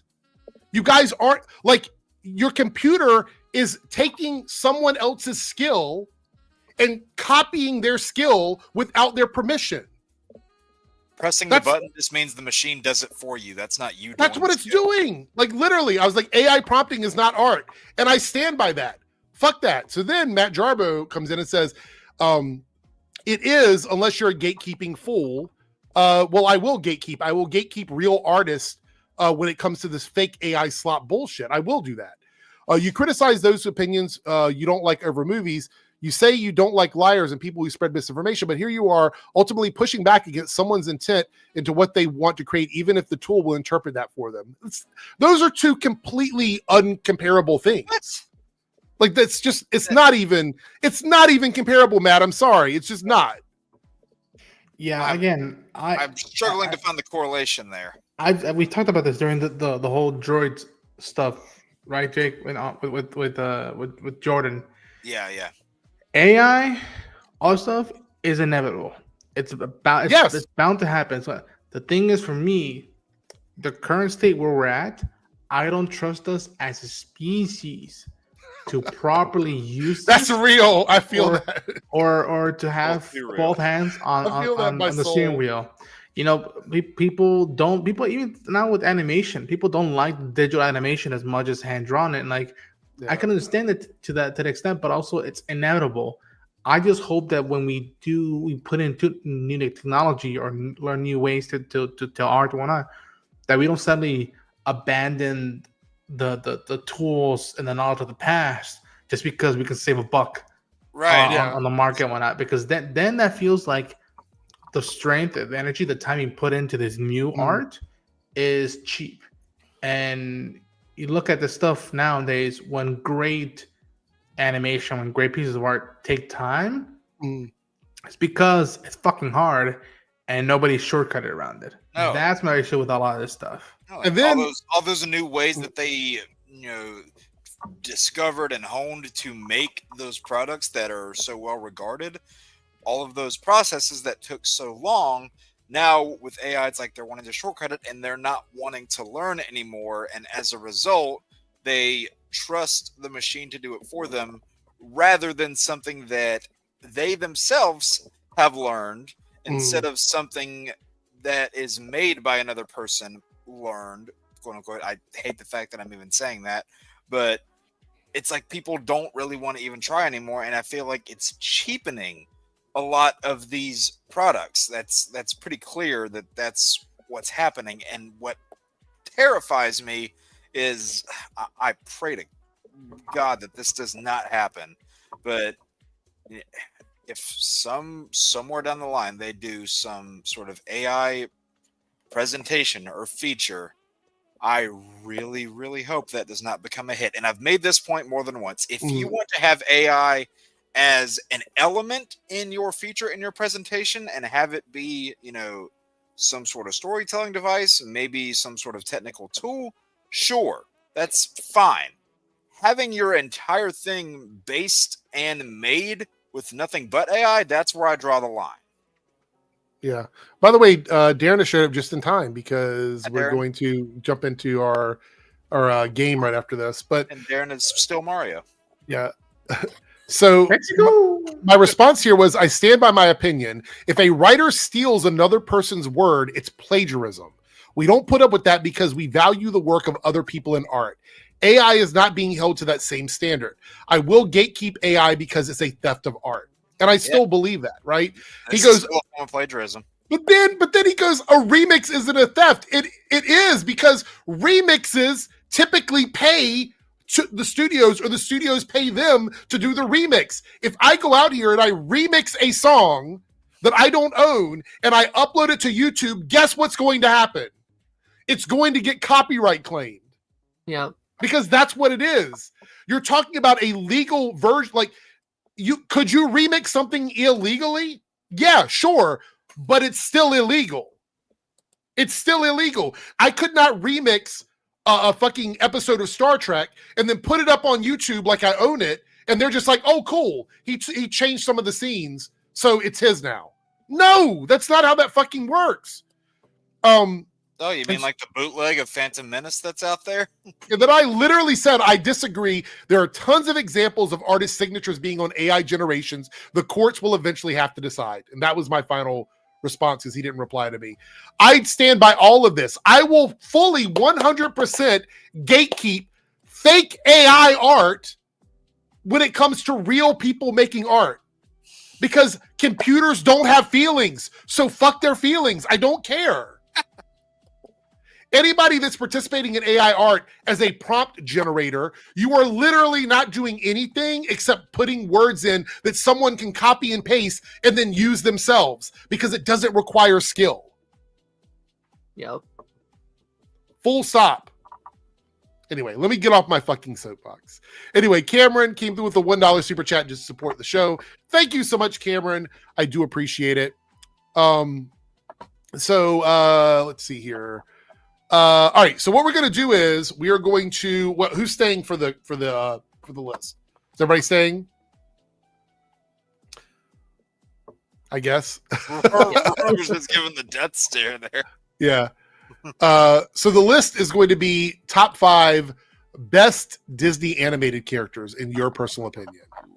And this is across everything. So it's not just TV shows or anything like that. It's movies, even the ones that are like Lion King live action, because that's all digital animation.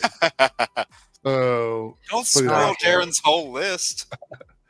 Before we get into this, I want to remind everybody right now, these are the people at the top of the XP list. If you would like to get on that list before the end of the stream so you can enter into the contest. Right now, over on the Debunks channel, we have Super Nav at number 1. Albedo 5455 is number 2. And Ghost Suck Game is number 3. So you're the top 3 over on the Debunks channel. Over on the Reloaded channel, let's see what we got here. Who are the top fans over here?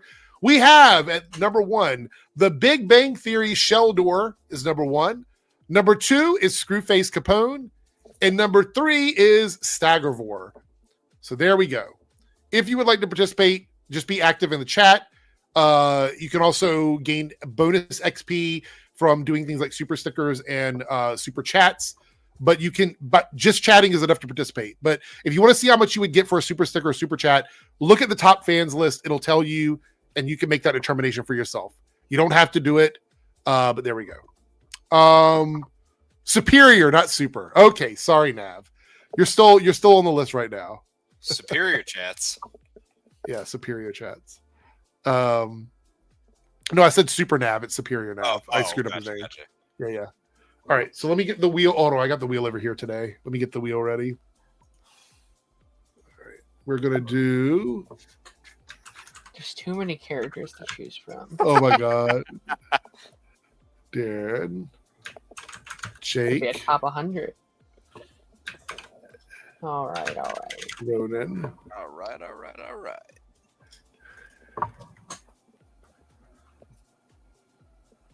I'm really curious to see what you guys are going to pick. Yeah, same. I made like a list of 10, so I should be safe with this. Shouldn't have to reinvent. And just to be clear, it's Disney, originated like. No. It's anything Disney has owned previously or owns now. Anything. Like even Marvel and Star Wars and all that. If it's animated, I'm going to pick all Star Wars. If it's animated, it counts. If it's animated, you just have to list. You have to list what version you're doing, like where it came from. All right. Jake, you could just do all X-Men characters. I was literally thinking that. Jake and I are gonna go poaching this probably the same stuff and whatnot. I mean, I'm gonna try to be not so predictable.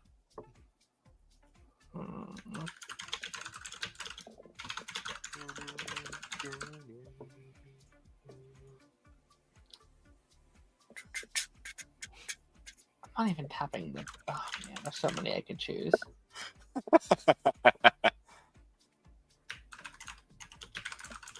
I feel like I know at least 2 of Darren's. I feel like I know at least 2. I'm thinking about not going with the obvious ones. Like, how crazy would it be if I just picked no Lion King? All right, so the wheel is kind of different tonight. Starting this month, we're going to be doing something a little different. Oh no. The way it's going to work is there are other options on the wheel besides just your names. And there will be wheel spinning at the end of each turn. So wow, Darren's got to really bring his phone up close so he can see. He's doing this number. All right, so This is going to be so Alright. much fun. Alright. All right. So the way this wheel works tonight is there's a little Oh bit my of spookiness God. in it, right? Oh shit! If it lands on your name, This is Wheel Then- of Fortune. yeah, if it lands on your name, all of the extra things go away, meaning that anything that has your name connected to it gets removed from the list, right? If it doesn't land on your name, there's an opportunity for you to get either a bonus or a negative, meaning that you get the opportunity to give one more additional answer, or you lose one of your options. So you go from 5 to 4. Oh damn it! So the wheel will determine that. There is a spin again here. So ideally, in a perfect world, you just want your name to get picked before it lands on any of the other stuff. Interesting. Okay. I like this game. Shit. All right. Before we get yeah, into you, this, you like it now, Darren? Cameron, I see your super chat. We'll talk about that as soon as we're done with this. I promise. By the way, in the chat, positive stuff tonight is going to be pumpkins again, and negatives are going to be tomatoes. So pumpkins are good, tomatoes are bad. All right, we ready to spin the wheel here? Let's see. Here we go.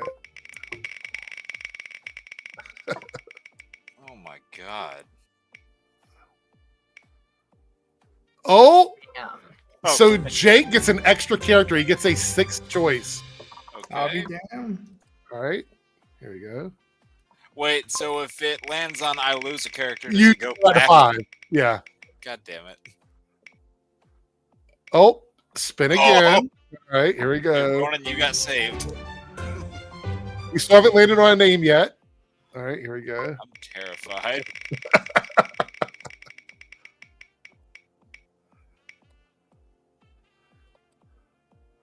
Oh, Aaron gets an extra character. Oh. Choices. Hi. All right. So I feel like there's got to be a negative one here soon because this no. is would like. If we get extra characters, it's going to be even more of a fight. Yeah. All right, let's see.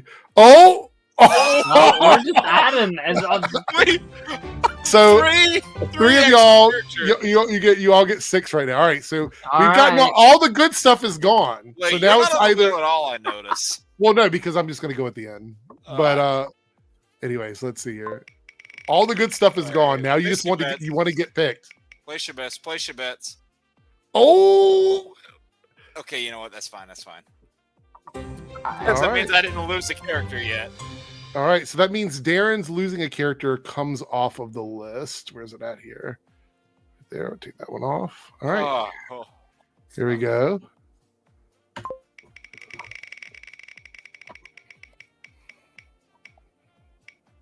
Oh,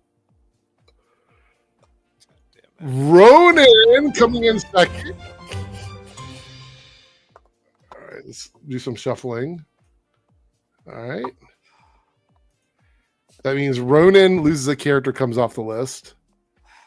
So this is all we have left here is either Jake gets picked, I we knew it was spin gonna again, come down or to Jake me. loses a character. I knew So it was going to come down to me. Man. here we go.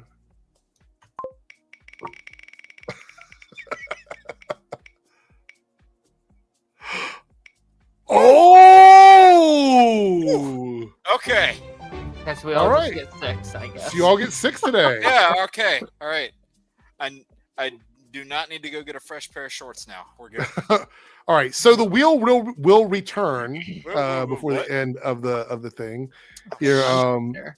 look, Chris goes, Eric, I'm not sure this is Darren, working the you're way you doing wanted it it to. again. I always do. I'm actually shocked, as bad as that wheel has been in the past, that it didn't hurt anybody tonight. It just was like, we're just not going to do that. Actually, So that's a good question. Does Eric get 6? no, I don't get it's all for the people in the panel.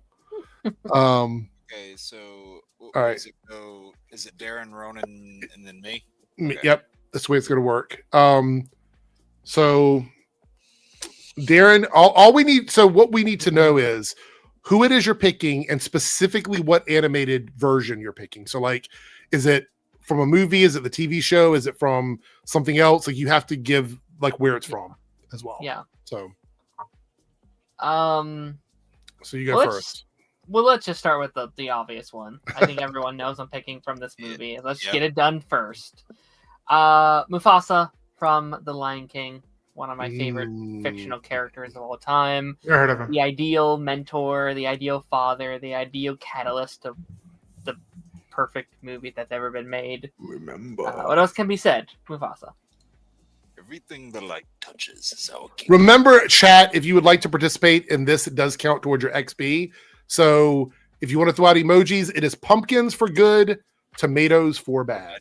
Darren, you need to stream, like, we need to do a thing where you stream the Lion King game and you try to beat it. Not making it past level That 2. That thing is a bitch and a half. It is a bitch and a half to complete. How about this? How about you stream it and I'll join you as I quote Lion King? Sure. I'll just sing the soundtrack. Am I going on original cartridge? Is that what's happening? All right. So, Rodin, what is your first one here? Your number 6, I guess. So this is where Jake is gonna hate me. I'm gonna go with Doing this first, huh? I'm gonna go with the adaptation of X-Men 97's Rogue, played by Lenore Zahn. Okay. I shit you not, like, she's one of my very favorite characters from the original series. I didn't think they would go the way they would go with this character and the material they would give Lenore and the theft the Emmys did with not giving Lenore more praise with this.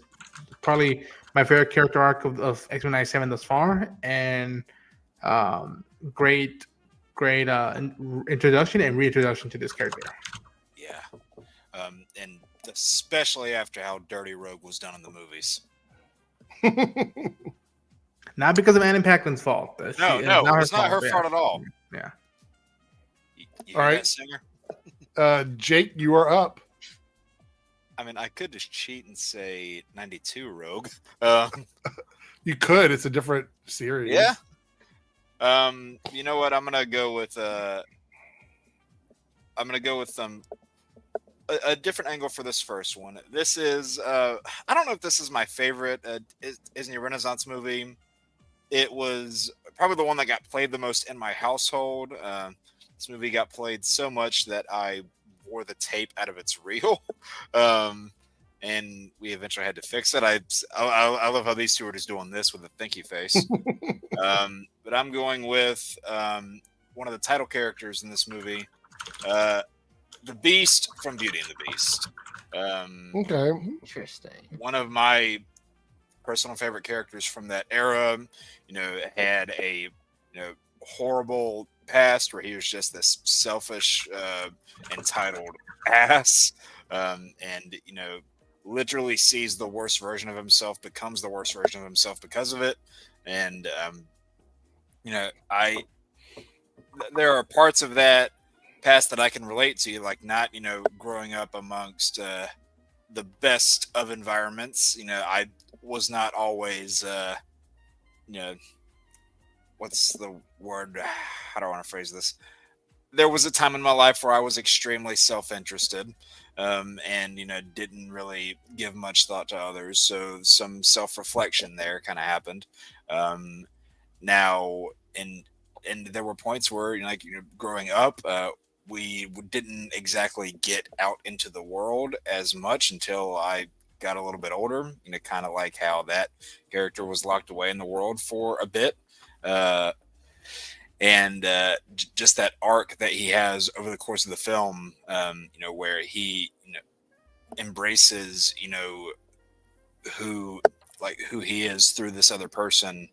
And I think there's one of my favorite scenes from him in that film is one where there's not even really dialogue in the moment. It's where he's holding Gaston off the roof, and then you see his face change as the music cues in, realizing that he's not going to be, the beast that his physical appearance implies, and he's going to show mercy. He's going to be more kind-hearted. So that just goes to show that despite what someone may look like on the outside, there is something buried deep in them that can bring out their light side. So that's who I'm going with. All right.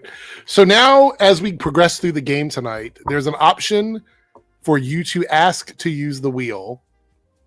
So Darren, would you like to spin the wheel for a bonus thing for your turn, or would you like to skip the wheel for your turn? For the sake of the game, let's do it. What's Okay. on the wheel? You'll find out here in a second. All right? Oh, Here we go. Jesus. All right, so I will explain what these are if it lands You had on it. too much time on your hands. Here we go. All right. What Eric has done is he's created a game show. All right. Oh my God. Okay, so now what you can do is you can say a character's name that it doesn't even have to be on your list. You can just say you cannot pick this character if you have one in your mind that you don't want to choose, but you know somebody else is going to choose it. You can block it from their list right now. Damn it. I don't know. Or you don't have to. You can say I don't want to do it. Is that for everybody? Yes, no one can pick it. It's Okay. just the character. So yeah. No. Does everyone pick a character, or is it just me? Just you. Just me. Okay. You pick it, and then none of us can use that character. All right. I'm gonna shoot a wild card from Alright. potentially Ronan's. Let's see. I'm gonna just say Anakin Skywalker, Darth Vader from the club. Keep him. No. Okay. Okay. All right. All right. All right. That was Fair a big enough. one. I was like, Alright. I'm just taking him off the board. Ronan's like, All good right. fish. I So picked this the wheel- wrong Star Wars character.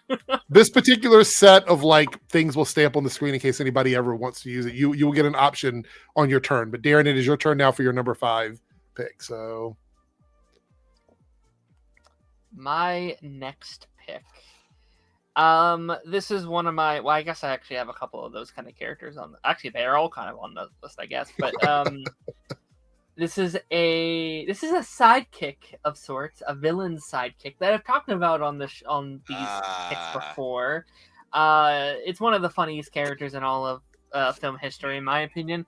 Yeah. Have him right here in my show. oh, here we go. I Wrong. knew it. I knew Kronk it. from Emperor's New Groove. Uh-huh. I would die for this man.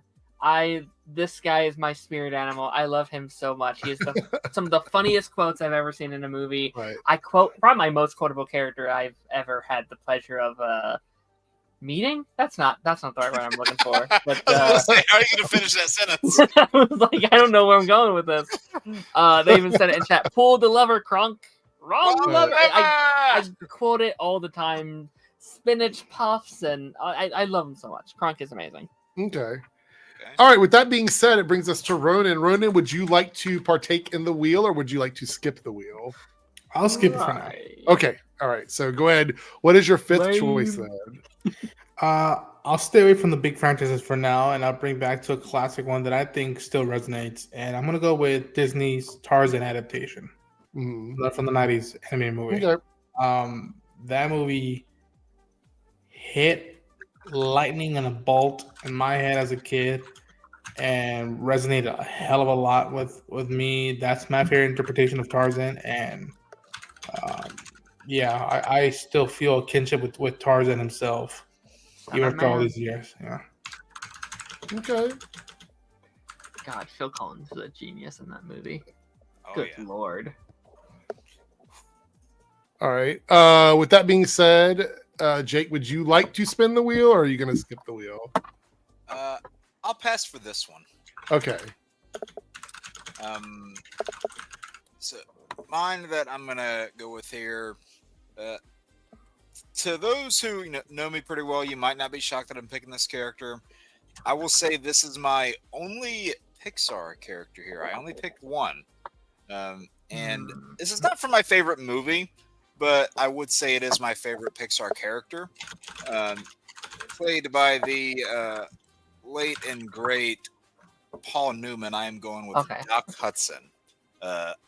And I think that is just one of the ultimate depictions of a mentor character. You saw what he got to be like in his prime. You see, how he was a celebrated racer back in his day, and how he was so far removed from that.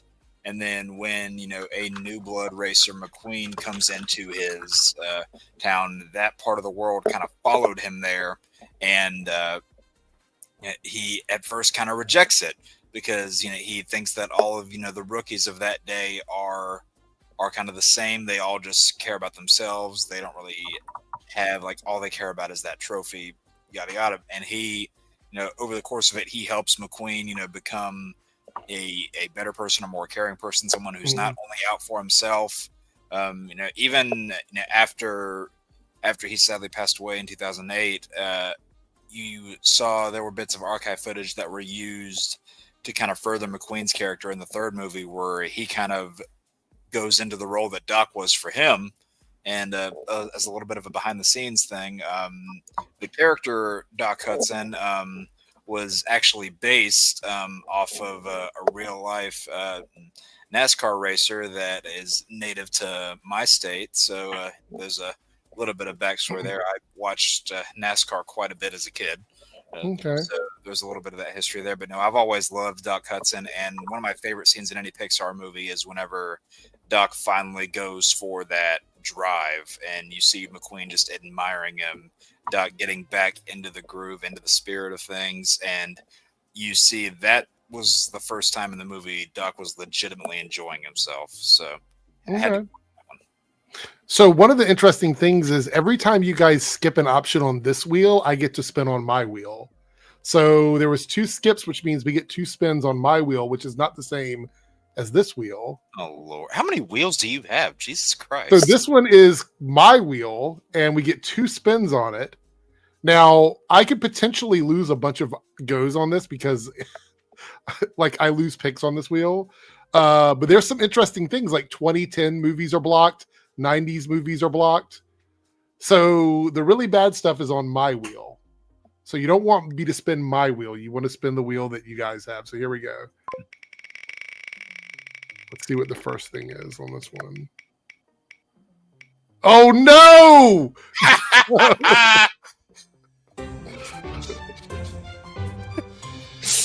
This is my wheel. I honestly thought I wouldn't get mine first. Okay. So I'm down to 4 picks now. All right. Here we go. Gets one more spin. Be nice to me, wheel. How terrible would it be if it landed on No! Wait, hold on. No! Oh, man. Karma's a bitch. Oh, God. You All play right, with so- matches, you get burned. All right. You mess with the bull, you get the horns. So now I only get 3 picks. What the fuck? All right. To Uh, quote Zuko, that's rough, buddy. Yeah. Okay. So the way it works is every time you guys skip something on this wheel, I have to spin my wheel. But Mhm. I will say there's some interesting blocks on there, like 90s movies, 80s movies. Like you really don't want it to land on that. But I've already lost 2. I can't get them back. I can't get them back. That happening Look. twice in a row. Look, I was the only one to get blocked. Jokes on Eric. Yeah. Exactly. All right. So Darren, before you give your 4th choice, do you want to spin the wheel this time? I sure do. Okay. All right. Oh, Let's do boy. it. Here we go. I like playing fast and loose. Oh. All right. Let's see. Oh, nothing happens. Carry on. So you don't have to do anything. Lame. All right. It's So like, what's your roll 4th again. pick? I'm picking from the big leagues on this next one. This is a character which is part of Disney's Super 6 categories, which is like their mascot kind of characters. Mhm. Specifically from one outing, but I'm going with my boy Goofy, specifically from the Goofy movie. What a great movie. A brilliant movie. What a a movie that's not even technically part of the main Disney studio. It's one of their smaller branches of the Disney studio. Masterpiece of a movie, and what made that movie so special is they took Goofy, a character with historically not a lot of personality, a pretty one-note character, and made him this deep emotional character with many character arcs and depth and personality. And I talked about good fathers a couple times ago with Mufasa. What a fantastic father he was. This story about a man who feels like he's losing the one thing he's done right in his life, who's trying to stay connected to his son. This movie is one of my favorite quotes of Is it any what I think it is? Disney movie, where Max is like, Dad, I'm not a little boy anymore. I've grown up. I have my own life. And Goofy's just like, I know that. I just wanted to be a part That of it. makes And me emotional every time I watch it. Oh my start God. crying. There's that scene. There's that scene when when Goofy's inside the hot tub, with Pete's, and they're having that conversation. He's like, he can't believe what Pete's saying about his son. He's like, no, you're wrong about him. You're wrong, to the point where he won't look at the map to prove him otherwise. What a brilliant movie. It's a masterpiece. It's so fucking good.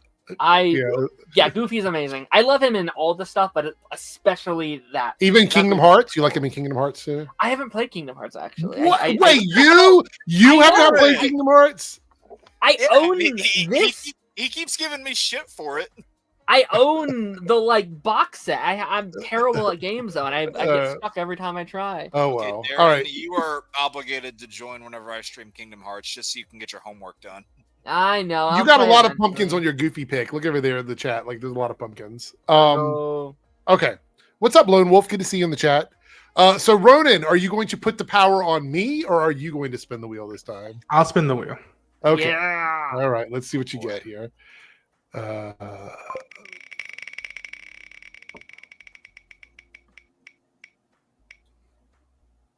Are you fucking kidding me? Are you fucking kidding me? Oh my God. All right. Okay, Ronan. So what is your fourth pick? My fourth pick, I'm gonna go with one of the big franchises, and especially a franchise that people say, as soon as Disney bought them, it died. Oh my God, this should have never been sold to Disney. No. And I say there has been turbulence, but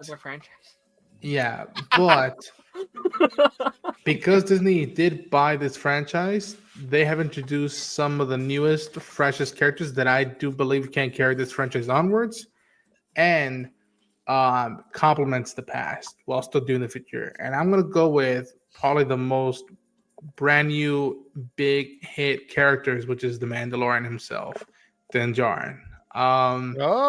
When this show got announced, people were like, ooh, I'm intrigued.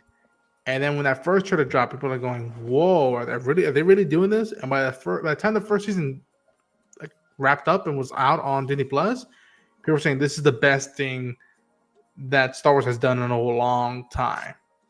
And I am pumped for the movie that's coming out in May. I do hope that it's still a great standalone movie that is its own story. You don't have to be a fan of the character to get it. And yet, if you've been following the character, it's complementary to the stories they've been telling. And I do think that it brought, in a big bad way, Pedro Pascal to the limelight more than ever. And I think that character did a lot for people, and especially for someone who looks and sounds like me. All right. So, Jake. I was trying to pull something up while he was doing that, because while he was talking about the whole Mando thing, it got me thinking. I don't know if anybody here plays it's a mobile game. It's called Star Wars Galaxy of Heroes, where you collect your own people on the light and dark side, and you can send them out to do various quests and such and whatnot. And it just got me thinking. I fucking show this. Come on, don't ruin this for me.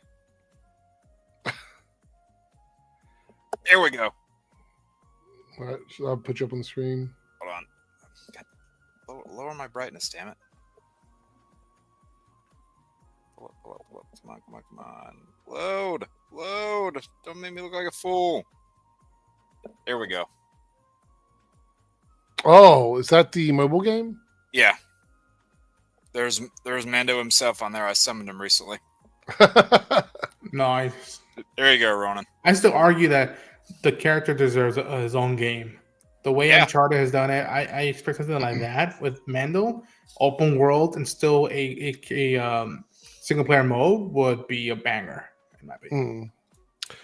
All right, Jake, you are up. You want to spin the wheel, or you want to skip and make me spin my wheel? I'll spin. Why not? Okay.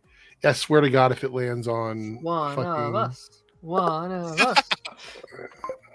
Nothing happens. Carry on.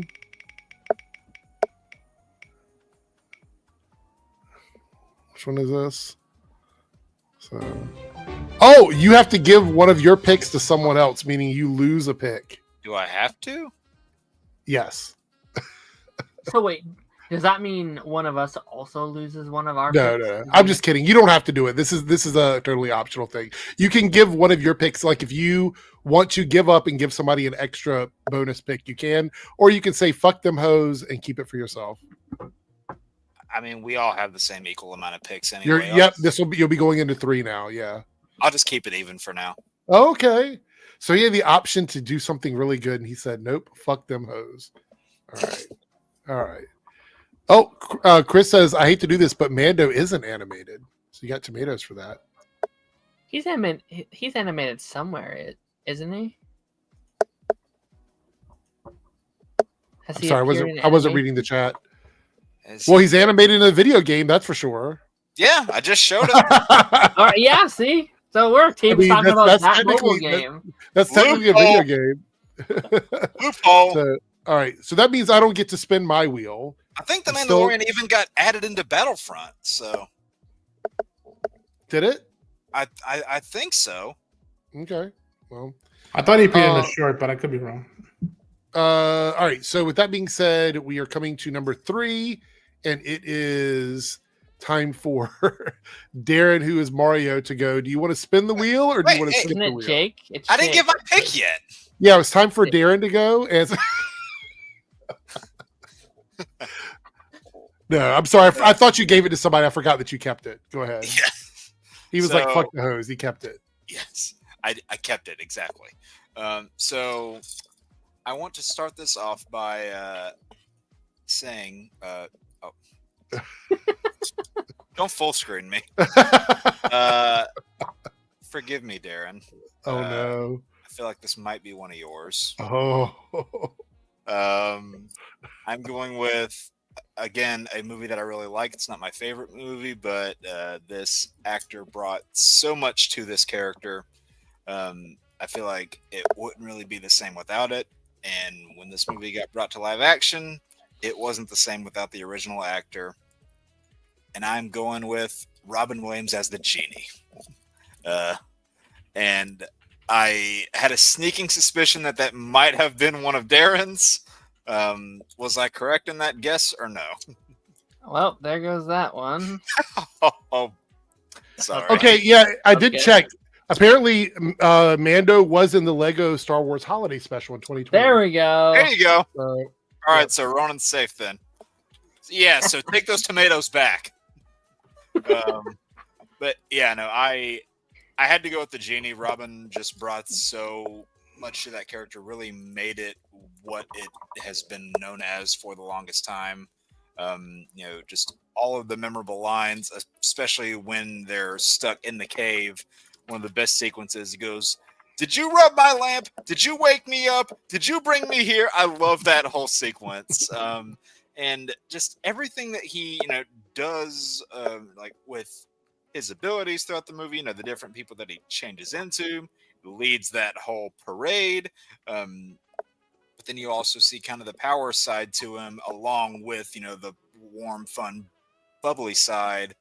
And, you see that he is, even though there's like a lot of humor and levity to him, he is kind of a tragic character in some regards too, because like he's bound by that curse, that spell. And you see Aladdin, the first time he is he's not, he doesn't feel like he's bound. It feels like he's someone that he's actually friends with because of Aladdin's promise to free him. And right. It doesn't feel like, oh, okay, well, the end of this contract, if you want to call it, and then on to the next one. He's actually forming a connection with Aladdin and wants to see him, get his heart's desire. And Aladdin's willing to give it up for Genie to get his. And I really just love the connection between those two characters. So I had to go with Robin Williams. All right. Well, with that being said, Darren, did you say you wanted to spin the wheel? Always. Lone Wolf, what were you thanking me for? What did I explain my reasonings on? I assume the genie. Yeah. Maybe? Okay. All right, let's see what Darren gets here. Yes, Chris, you're forgiven. Oh, okay.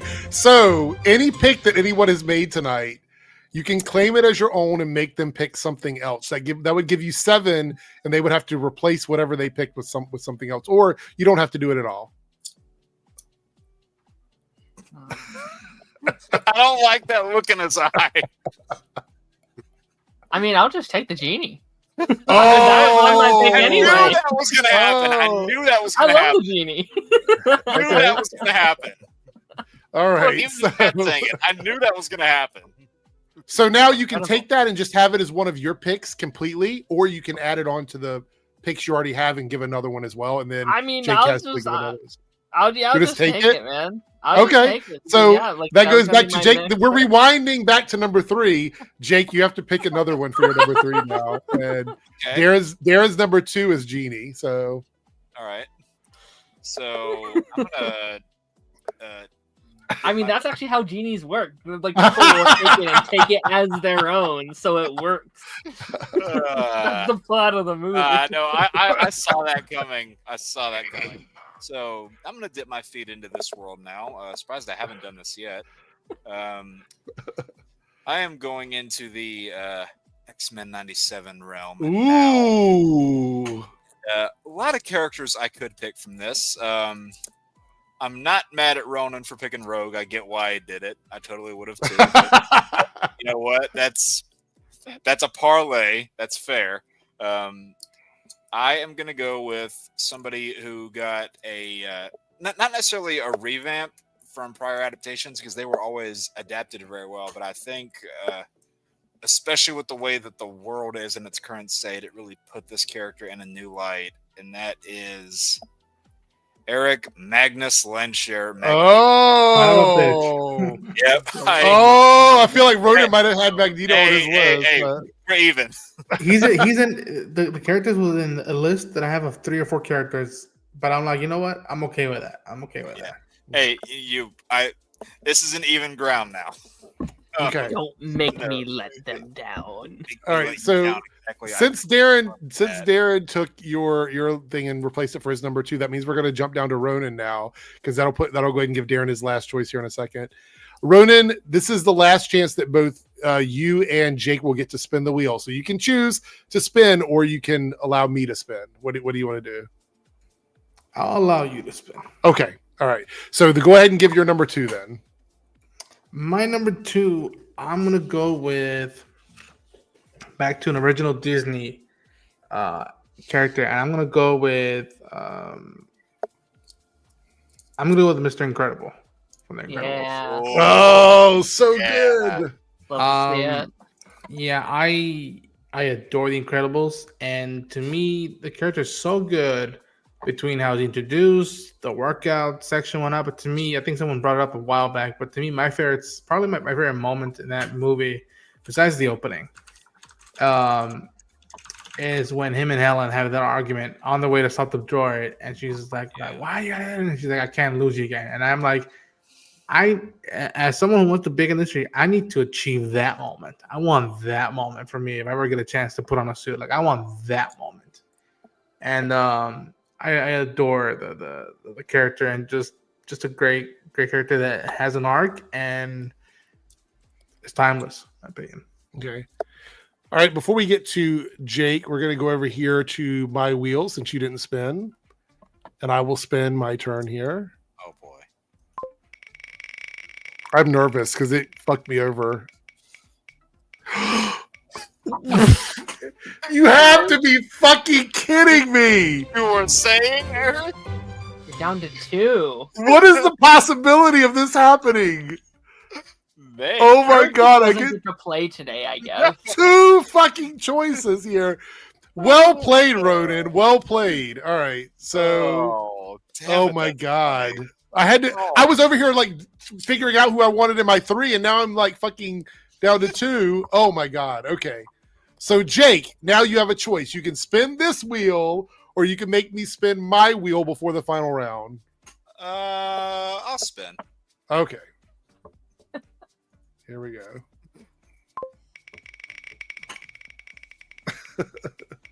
What are we gonna get here? Oh no! Oh no! Oh no!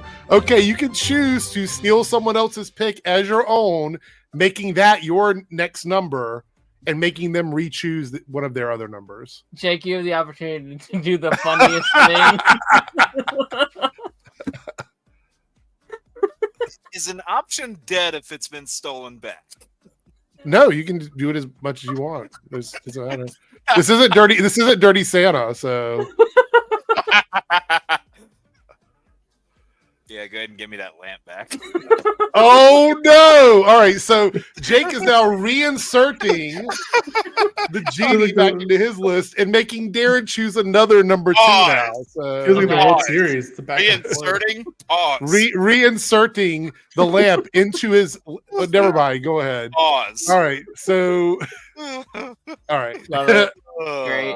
So Darren, now you have to pick a number 2 option because he stole the genie back. So I couldn't let him down. Darren, you're muted. Oh, sorry. No, that's incredible. Missed opportunity? What do you mean? The lone wolf? That was the perfect opportunity. Let's go with another classic of mine. Not a super complex character, but a character that brings me joy anytime they're on screen. From the very talented Jim Cummings, my boy Winnie the Pooh Bear. Love me some Winnie the Pooh. I have been on the record pretty unhappy with how his reputation has been treated over the last couple of years, and Disney's lack of putting out any content for the character. The only content we've seen from him has been from Disney Junior, and I'm like, give me a Christopher Robin sequel. Give me. That was a great movie. Amazing. I love Christopher Robin. One of my favorite, honestly, one of my favorite movies.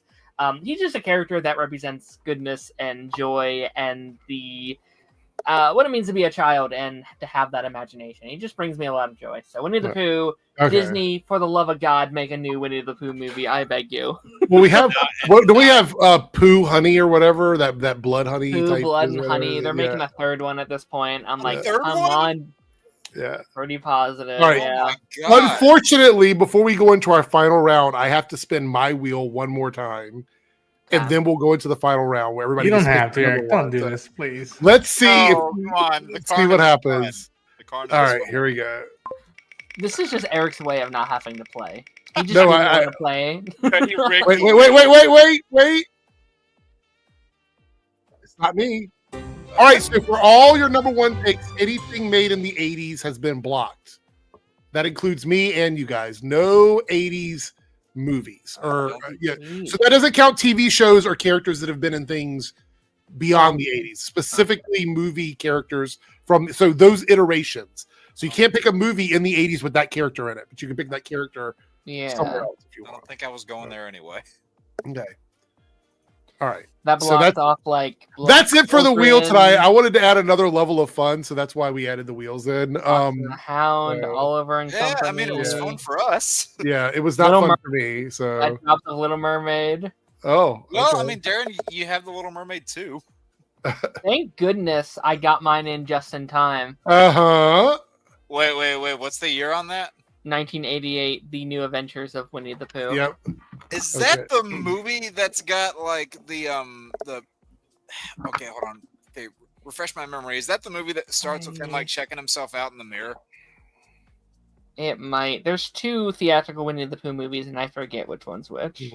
Yeah. All right. So this is everybody's final choice. We're down to our last one. I get 2. And nobody's taken mine yet. So hopefully I will get to keep my 2. Anyway, Darren, you're up first. What is your last choice? Shout out.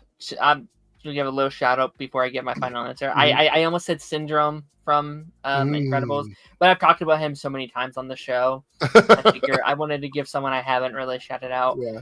Oh, come on. You got to admit this is cool.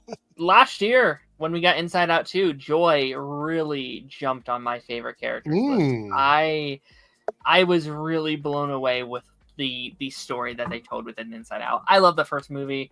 I love the second movie. I think that is slowly becoming one of Pixar's most consistent, well-made franchises that they have right now. And I love this arc and this realization that Joey goes into, where it's like, well, maybe growing up means that you just don't have room for joy anymore, and that journey that she goes on in that second movie is very devastating. And then her full arc at the end of realizing, like, she does need me, but in moderation, with a limit, and sometimes I am the one thing she does need in her life, and that arc that she goes on is a really touching one. That first time I watched it, I found myself crying inside the movie theater, how touching that messaging was. So shout out to Joy. I think that's a character I haven't talked about too much. I thought I'd throw her into the ring. All right, Aaron, don't have you seen these, Jake? No. Jake? God damn it, Jake. We need to do like a movie marathon, Jake. All right, so Ronan, what is your last choice on this list? I'm gonna go. Wow. I was gonna go back to one of the big franchises, but you know what? Well, this is part of one of the franchises, but it's now more of an original Disney thing. I'm gonna go with Woody, Toy Story. Hey, There you Character go. that's been there Okay. since my childhood, and I love Woody. I like it. All right, Jake, what is your last choice? All right. So, I kind of, I'm going back on something that I had said. I said Doc Hudson was my only Pixar pick. I amended that because I realized that my last pick actually was an 80s character, so I had to change that. That's crazy. Yeah, because for some reason I thought it was older than 80s, but it just barely snuck into the 80s, so I had to take that one off. Okay. Yeah, I'm gonna go with another Pixar character, and I am honestly surprised I didn't think of this one sooner. This I think is one of the better Pixar movies that's been made. Very glad that it's remained a standalone film, and I think it needs to remain that way. I'm going with Remy from Ratatouille. For some reason I really got attached to that character the times that I watched that movie more, because he was always kind of judged for the things that he the thing that he really wanted to do with his life, the way that he wanted to learn more about food and how to cook, and it was always kind of shunned by everybody else for that. And where I grew up, the stuff that I was into, like movies, books, films, all that nerdy shit. Around my hometown, people kind of looked at you funny if you were associated with that. So I related to a lot of that judgment, I guess you could call it. I love his arc that he goes through in that movie, where he really, like, even though he fully believes in what he's doing, he learns who he is. He has to kind of rediscover who he is, and not so much what he wants, but what he wants. Like, he has to discover what that means. And now I love his whole interaction whenever he's talking to the ghost of Gusto. He says, you tell me stuff I already know. I know who I am. Why do I need you to tell me? Why do I need to pretend? And then the ghost says, you don't. You never did. And that's when he kind of comes to a realization that he can lean into the best parts of who he is, and he doesn't need to hide under an identity or play it up as a charade. And that really lets him lean into the best parts of himself. So, yeah, that was my last pick. Okay. It's all good. Jake. I noticed. Huh? Okay. I was going to say, I love how almost all my characters are blue. Counterpoint to you saying it should stay a solo movie, Jake. And I stole this joke, so no one sue me. But you could count it Ratatouille.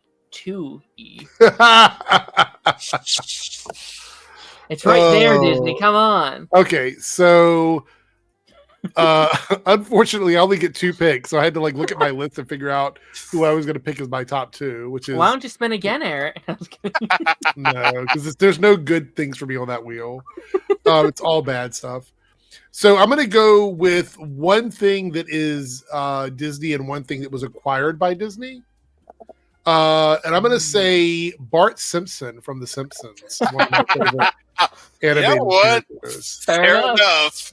It was acquired by Disney, but technically it's owned by Disney now. And so that's one of my top 2, since I don't get just get one more. And my next one would be Wally from Wally. Oh, okay. That was one of my favorite movies, and I love that Wally's character. great. It's such a great movie with a great message. And I'm a product of the 80s, so I love a good message in a movie. Anyway, so those are my 2. Those are my 2 picks. I don't really can't compete. You guys got 6. I got 2. I feel like there's the balance. The force is out of balance there. Yeah, I feel like me and Ronan, we met a middle ground on the X-Men thing. He got 1, I got 1. Me and Darren were just passing the ball back and forth. Yeah. We did have a $5 super chat from Cameron here. I hope you're still here, Cameron. If not, watch this on playback. I forgot to say this last week, but Eric, did you see that Colin Farrell talked about Sergeant Rock? I heard that he said that he was I'm trying to remember exactly what he said. Ronan, you might remember more because He was bummed out.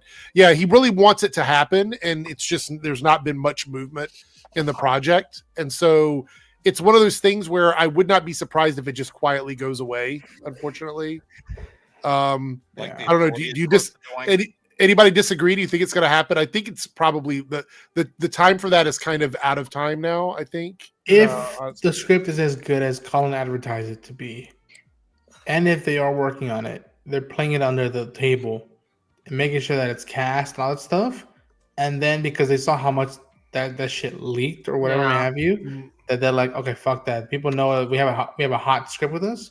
We're gonna do it under the table, let nobody that we're shooting probably right now, and then we'll drop a trailer and be like, oh yeah, Sergeant Rock, you want to spend time with War in the DC universe? Come hang out with it later on. But again, I don't know. I mean, to me, Sergeant Rock is one of the titles that's not part of the video that James did, Right. and to be quite frank, I need us to get at least over half of those titles that he listed out before I start really going hoopla over none of those titles. I have my own desire for characters, but I don't mind seeing a Sergeant Rock movie. I love the portion we got to hang out with him in Creature Commandos.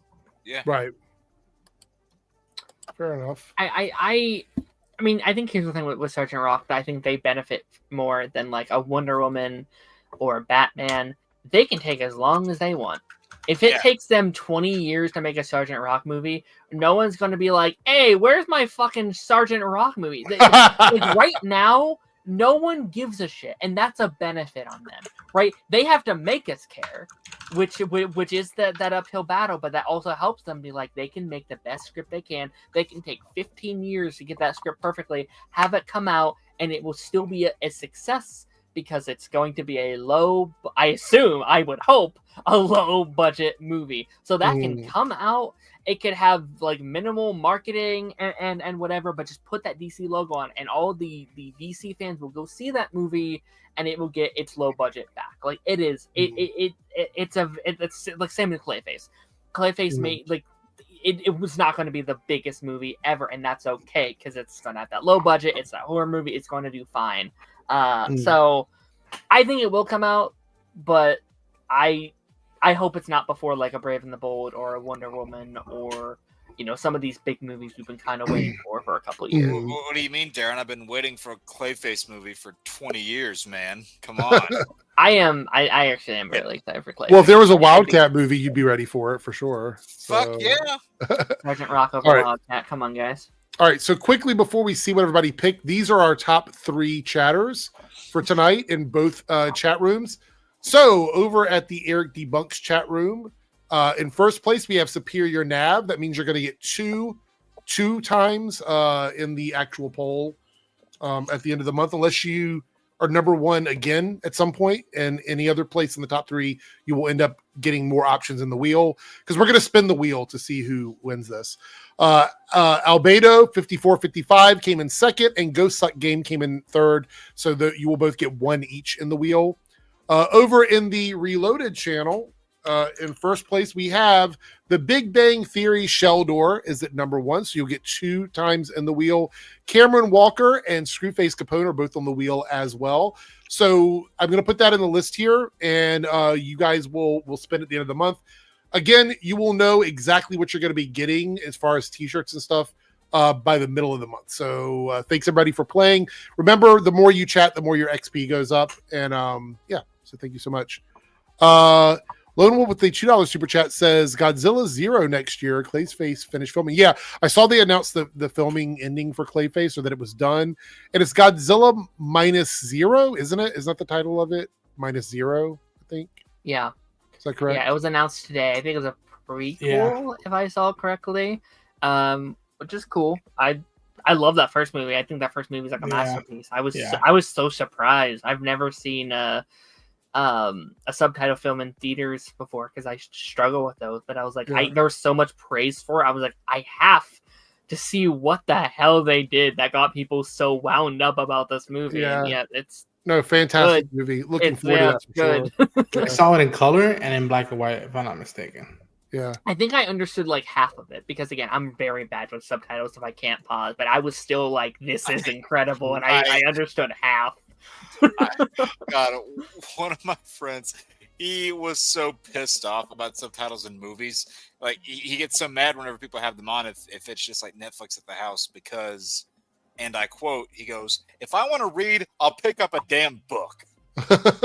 I think they're a great tool. I think they're awesome. I'm a slow reader, so I struggle being like, See, that was me at a point. But then I got to a time where I would read a subtitle so fast, I wouldn't actually come hear. on. Or it's like, not that I'm telling them to hurry up, but I wouldn't actually hear what's being said, because my mind because you're busy reading. My ears are like turned off, and I'm just reading it. Like, that happened in a little bit of a. This isn't really a poll, but every time like somebody in Arrow spoke Arabic or something, my eyes would automatically go to the subtitles, and I wouldn't even hear the dialogue. Oh. By the way, Pagey's in the chat. There's a word in that comment that is not going to be pulled up on screen, so everybody can see it. I'm not going to pull that up on screen. Typical Page. $2 super chat from Lone Wolf. Ridiculousness canceled after 14 years. Look, that was a guilty pleasure show of mine. I would watch it in the background when I was doing other stuff, but it was a bad show. It wasn't a good show at all. That and MTV, man. Yeah. MTV is no mas, which breaks my heart. Like, yeah. A lot of stuff from MTV was really short-lived and never got resolved, which is... MTV fucked around and became a reality TV show network, and they just... There's every channel does that now. They're not the only place that does that. They have a lot of slop like reality TV too, stuff that just isn't good. So anybody remember when Spider-Man had an MTV program? Yes. A lot of people hate on it, but there were worse Spider-Man programs that came out. I will say, unfortunately produced with it.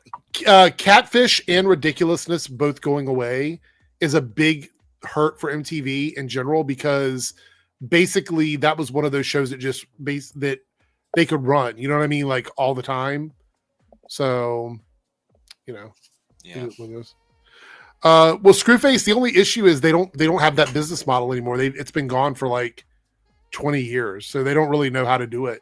I agree, they should have continued to put music on their channel and made it more like MTV could have been a live concert channel. Could you imagine if they would have actually went through the trouble of trying to do something with like artists like Taylor Swift and Beyonce and all these big artists and said, hey, we want to do exclusive concert stuff from you guys on network television? They could have really changed the game that way, but they didn't. They decided that they weren't going to do that anymore. Lone Wolf here with the $2 super chat. So absolute Batman kills. Yeah, I mean, it is what it is, right? I mean, that's a different Batman. It's a different world. Well, it works there because it's not the main universe. It's an absolutely insane. Yeah, which I can't say for every DC universe we've got over the last handful of years. Love it or hate it, this is probably the most talked about comic book thing happening right now. Yes. Love it or hate it. And Scott Snyder came out and said that comic book sales are up now. And a lot of it has to do with these kinds of like crazy takes on these characters that nobody's seen before. Like these reinventions are getting the kind of attention that they failed to get in the New 52 days. Yeah.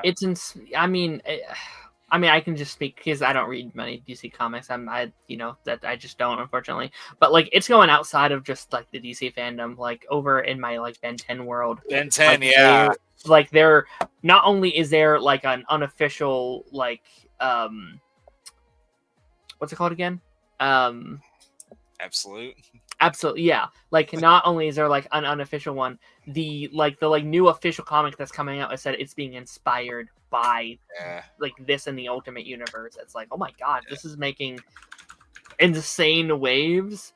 So it's cool that the comic industry is like, reeling from that success. So that's awesome. I have no point of reference for this, but I can just imagine Absolute Ben 10 being something like, I don't know, like you see a hulked up monster out there wearing like an Omnitrix or something, and then what is it? Ghost Freak is just like this big Dementor Phantom looking thing. I don't know. I'm curious to see how they're going to do it. Yeah. We have one more super chat here.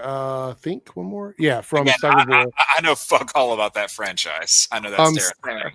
Staggervore with the 1 eye in super chat. Teen Wolf was one of the only good shows MTV had. Oh yeah, that did air on MTV. That was MTV. Yeah. Yeah. I forgot about that. Where is it now? Where's it at to watch now? Like, does anybody know? I mean, it was off the air, but like it was on Hulu for a time, I think. It might be on Paramount because Paramount is Paramount.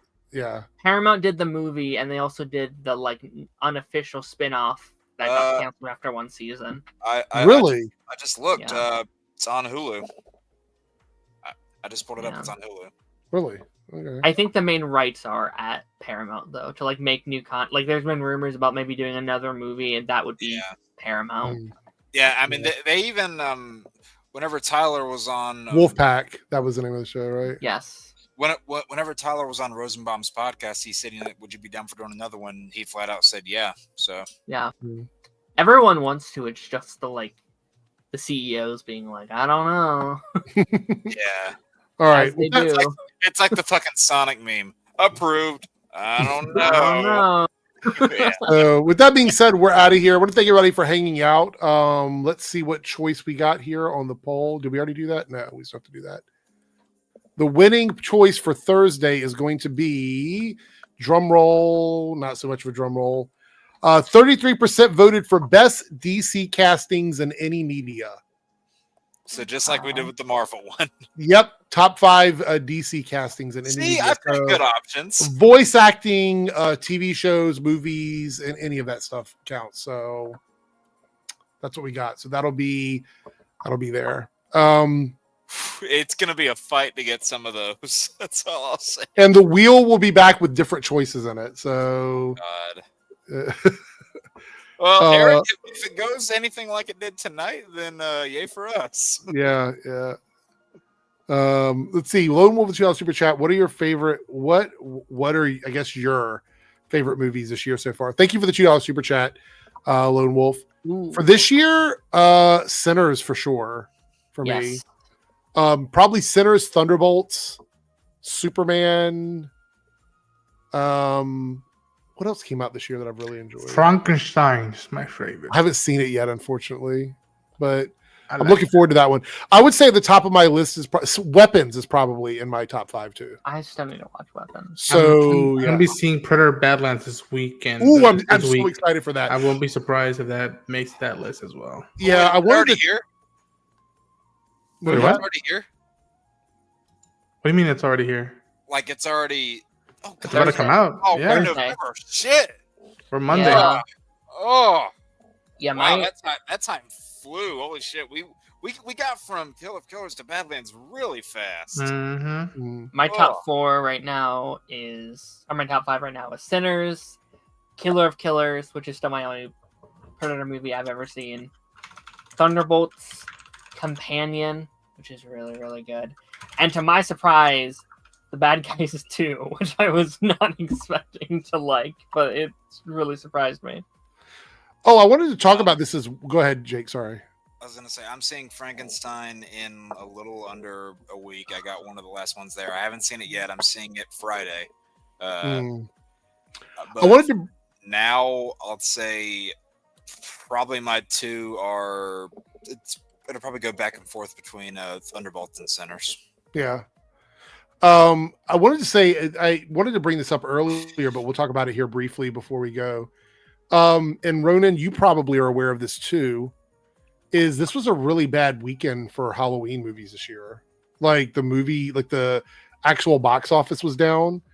It says here that Halloween week in 2025 was exceptionally bad for movies, making it the worst box office performance this time of the year in 31 years. I mean, I don't think people. I think of that now, and I'm like, I don't think people expected this Halloween and Días de los Muertos to be a full-on World Series weekend, or like, everybody just had their eyes on these last two games.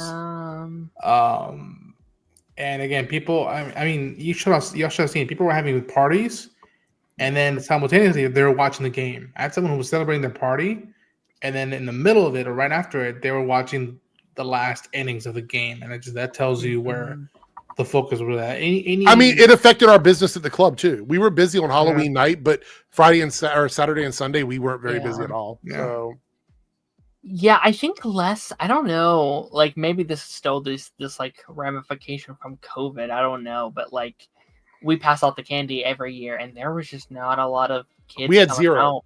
Yeah, zero. We had zero kids in our neighborhood come for candy. Yeah. And see, this was, I feel like, and I brought this up several times, but I feel like had there not been any shifts, Mortal Kombat would have dominated this month. I was about to say there really isn't a lot out right now. Like I had a week. They said Black Phone 2 was the one thing they expected to do really well, and it didn't. No, it didn't. No. I mean, it did fine, but I haven't been to a movie theater in months, and I hate myself for it. But like, there just hasn't been a lot. The last movie I saw in theaters was Fantastic Four. Same. I saw Toy Story in September, but that's been it. Like that's an old movie. Like I just haven't been, and I hate to say it, but like again, I think October needed Mortal Kombat. I don't think there's a lot of people that took those dates because it's like, okay, there's Mortal Kombat and Black Phone and blah blah blah. I think Five Nights at Freddy's would have done it if it wasn't for Mortal Kombat, and I think it would have done really well too. I mean, to put things Darren, you're gonna see Grinch in December, right, Darren? I am not. No. To put things in perspective, we've probably had 3 or 4 weeks of streams where we really haven't had a ton to talk about because there's really not a lot going on right now. Yeah. Now, if they put the Stranger Things finale in theaters, that's being rumored, that'll be something. It is confirmed officially. Oh, Yeah. It is For like 1 week only. Yeah. All right, with that being said, we're going to jump out of here. I want to thank everybody for hanging out. Joe for being here. I had to jump off early. We had Darren who came in late just in time for the game, so that was a lot of fun. And Jake Disney. and Ronan for hanging out. I know you couldn't miss Disney. I knew for sure. Ronan and Jake for being here. Thank you guys so much. We'll be live again on Thursday. Make sure you stop in if you want to participate in the contest. I will update all of the rankings after the stream, and anybody that's in the contest will be able to when I give the winner at the end of the month, we'll figure out a way for you to like submit your information to me so I can get the stuff out to you. All right. With that being said, we're out of here. Have a good night. Hey there. If you're seeing this, that means we have reached the end of the stream. Thanks so much for your continued support with comments, likes, subscriptions, super stickers, and super chats. I just want to give a special shout out to all of the channel members who have contributed to the success of this channel with paid tiers. On the screen, you will see your name displayed as a signal of appreciation from myself and the channel. If you would like to see your name on this list, consider selecting a tier with the join or plus button depending on your platform. Thanks again, everyone. Let's hang out soon in the next stream, and I'll see you then.